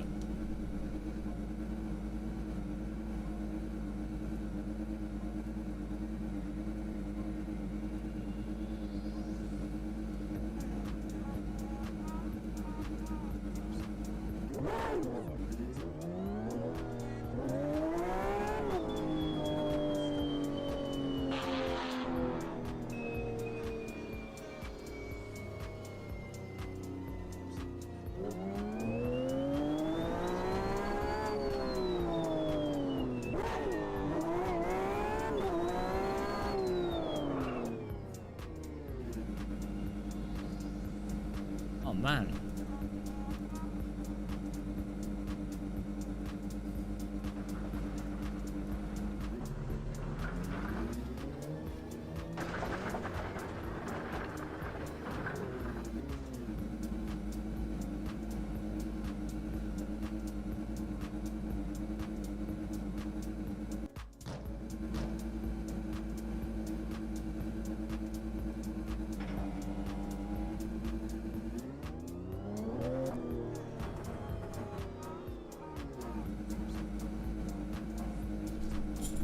Jesus!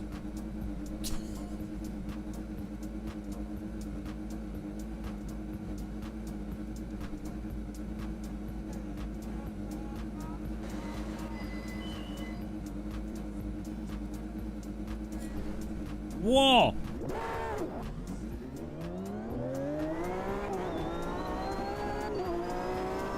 Bloody hell.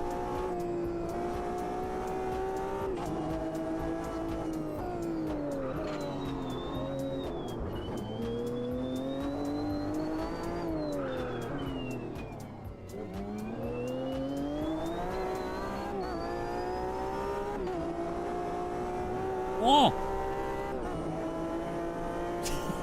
I've got the force feedback on 100% because I was messing around with some stuff. But...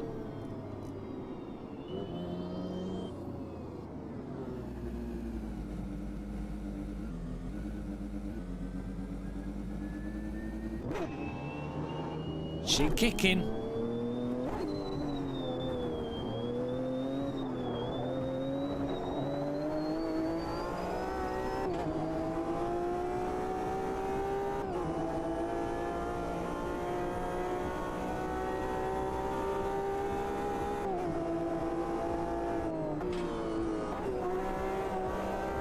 Woo!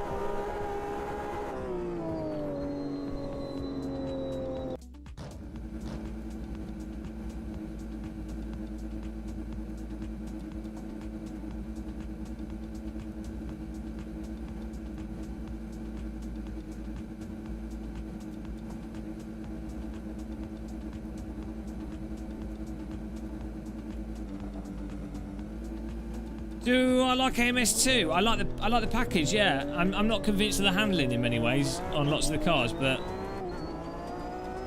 the only thing I really dislike about AMS2 is the AMS2 fanboys, to be honest.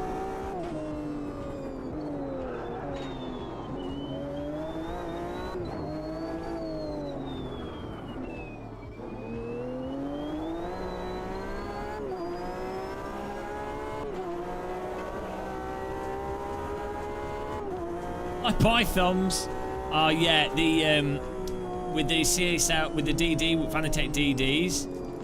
It's the getting your thumb stuck in the middle. If you're turned, so this is how you hurt yourself with the DD. If you have it turned like that, and you get your thumb caught in that little gap in the wheel rim, that is where you. I've learned to let go of my wheel from experience. I can't believe I've not broken my thumbs actually on my OSW and the Fanatec DD.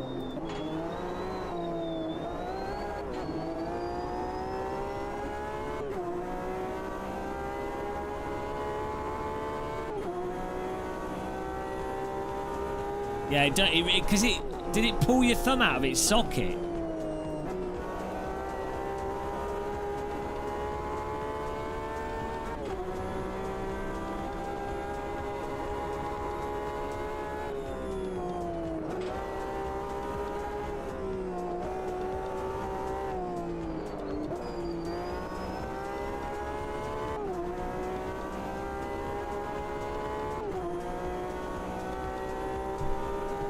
I just made your thumb click. That's probably not good.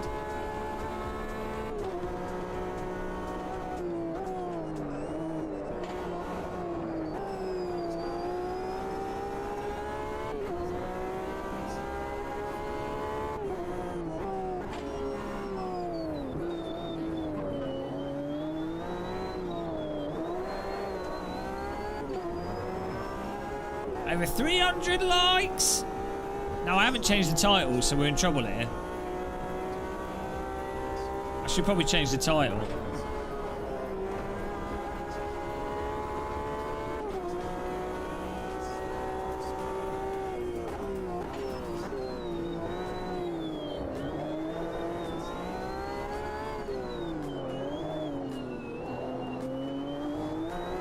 Weirdly, no, I just changed the. I'm using the custom force feedback file, and I just changed the overall strength, and the boost thing off. And it's actually really, it really, this feels very similar to the Project Cars 2 GTE. So I don't actually mind the Project Cars 2 GTE car. Do you remember the Ferrari GTE in Project Cars 2? It's one of the fun cars to drive.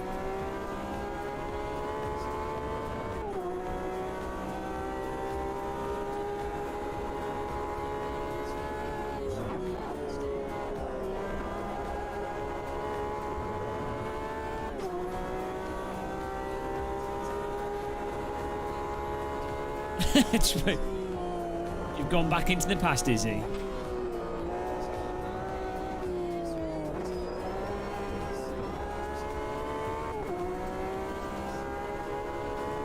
It is Silver Raw R Fuctor 4.5 Experiment 3. Welcome to Sim Racing. Oh man, sim racing is so stupid. Like literally, sim racing is the dumbest. It is the dumbest thing, isn't it? Like, can you think of anything more stupid than sim racing?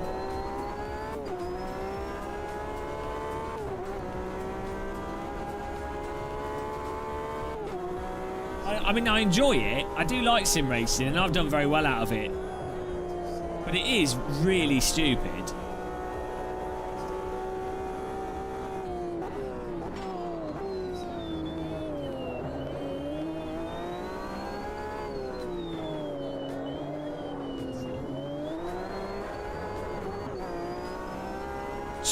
Yeah, this Porsche's all right actually. It doesn't have much lift off oversteer, but it's actually handling okay.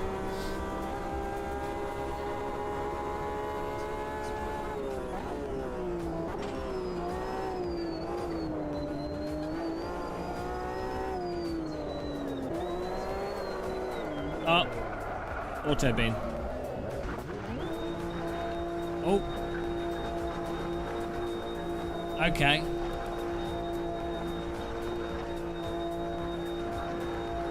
Well, that's still a problem. Game just crashed.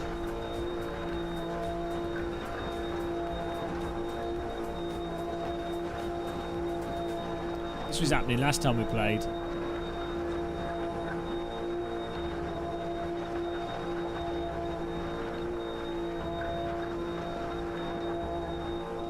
Wonder why that's happened.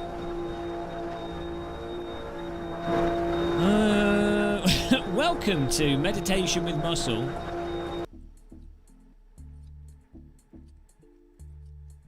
Oh man, I'm getting a back massage as well. Jeez, my wheel's like stuck as well. Where is my phone? I'm gonna make a cup of tea. Well, dude, that seemed alright actually. Maybe it's just because I've been playing ACC, so. The key, guys. The key is to play, like, maybe we should all play City Car Driver. That way everything gets better. I don't know. I don't know, David. Oh, my bum was shaking there. Right, I tell you what, that was actually all right. So what I'm going to do is I'll retitle the stream and we'll do some AMS2, and we'll get people into it. So I'll be back in a minute, guys. I'll get a cup of tea. I'm going to have a sandwich as well. I'm absolutely starving here. So see you in a minute, guys. Thank you for watching this with ACC. It was good fun racing in ACC. It was pretty good. So see you in a minute. Back in a minute. Thank you for watching. Thank you for clicking the like button.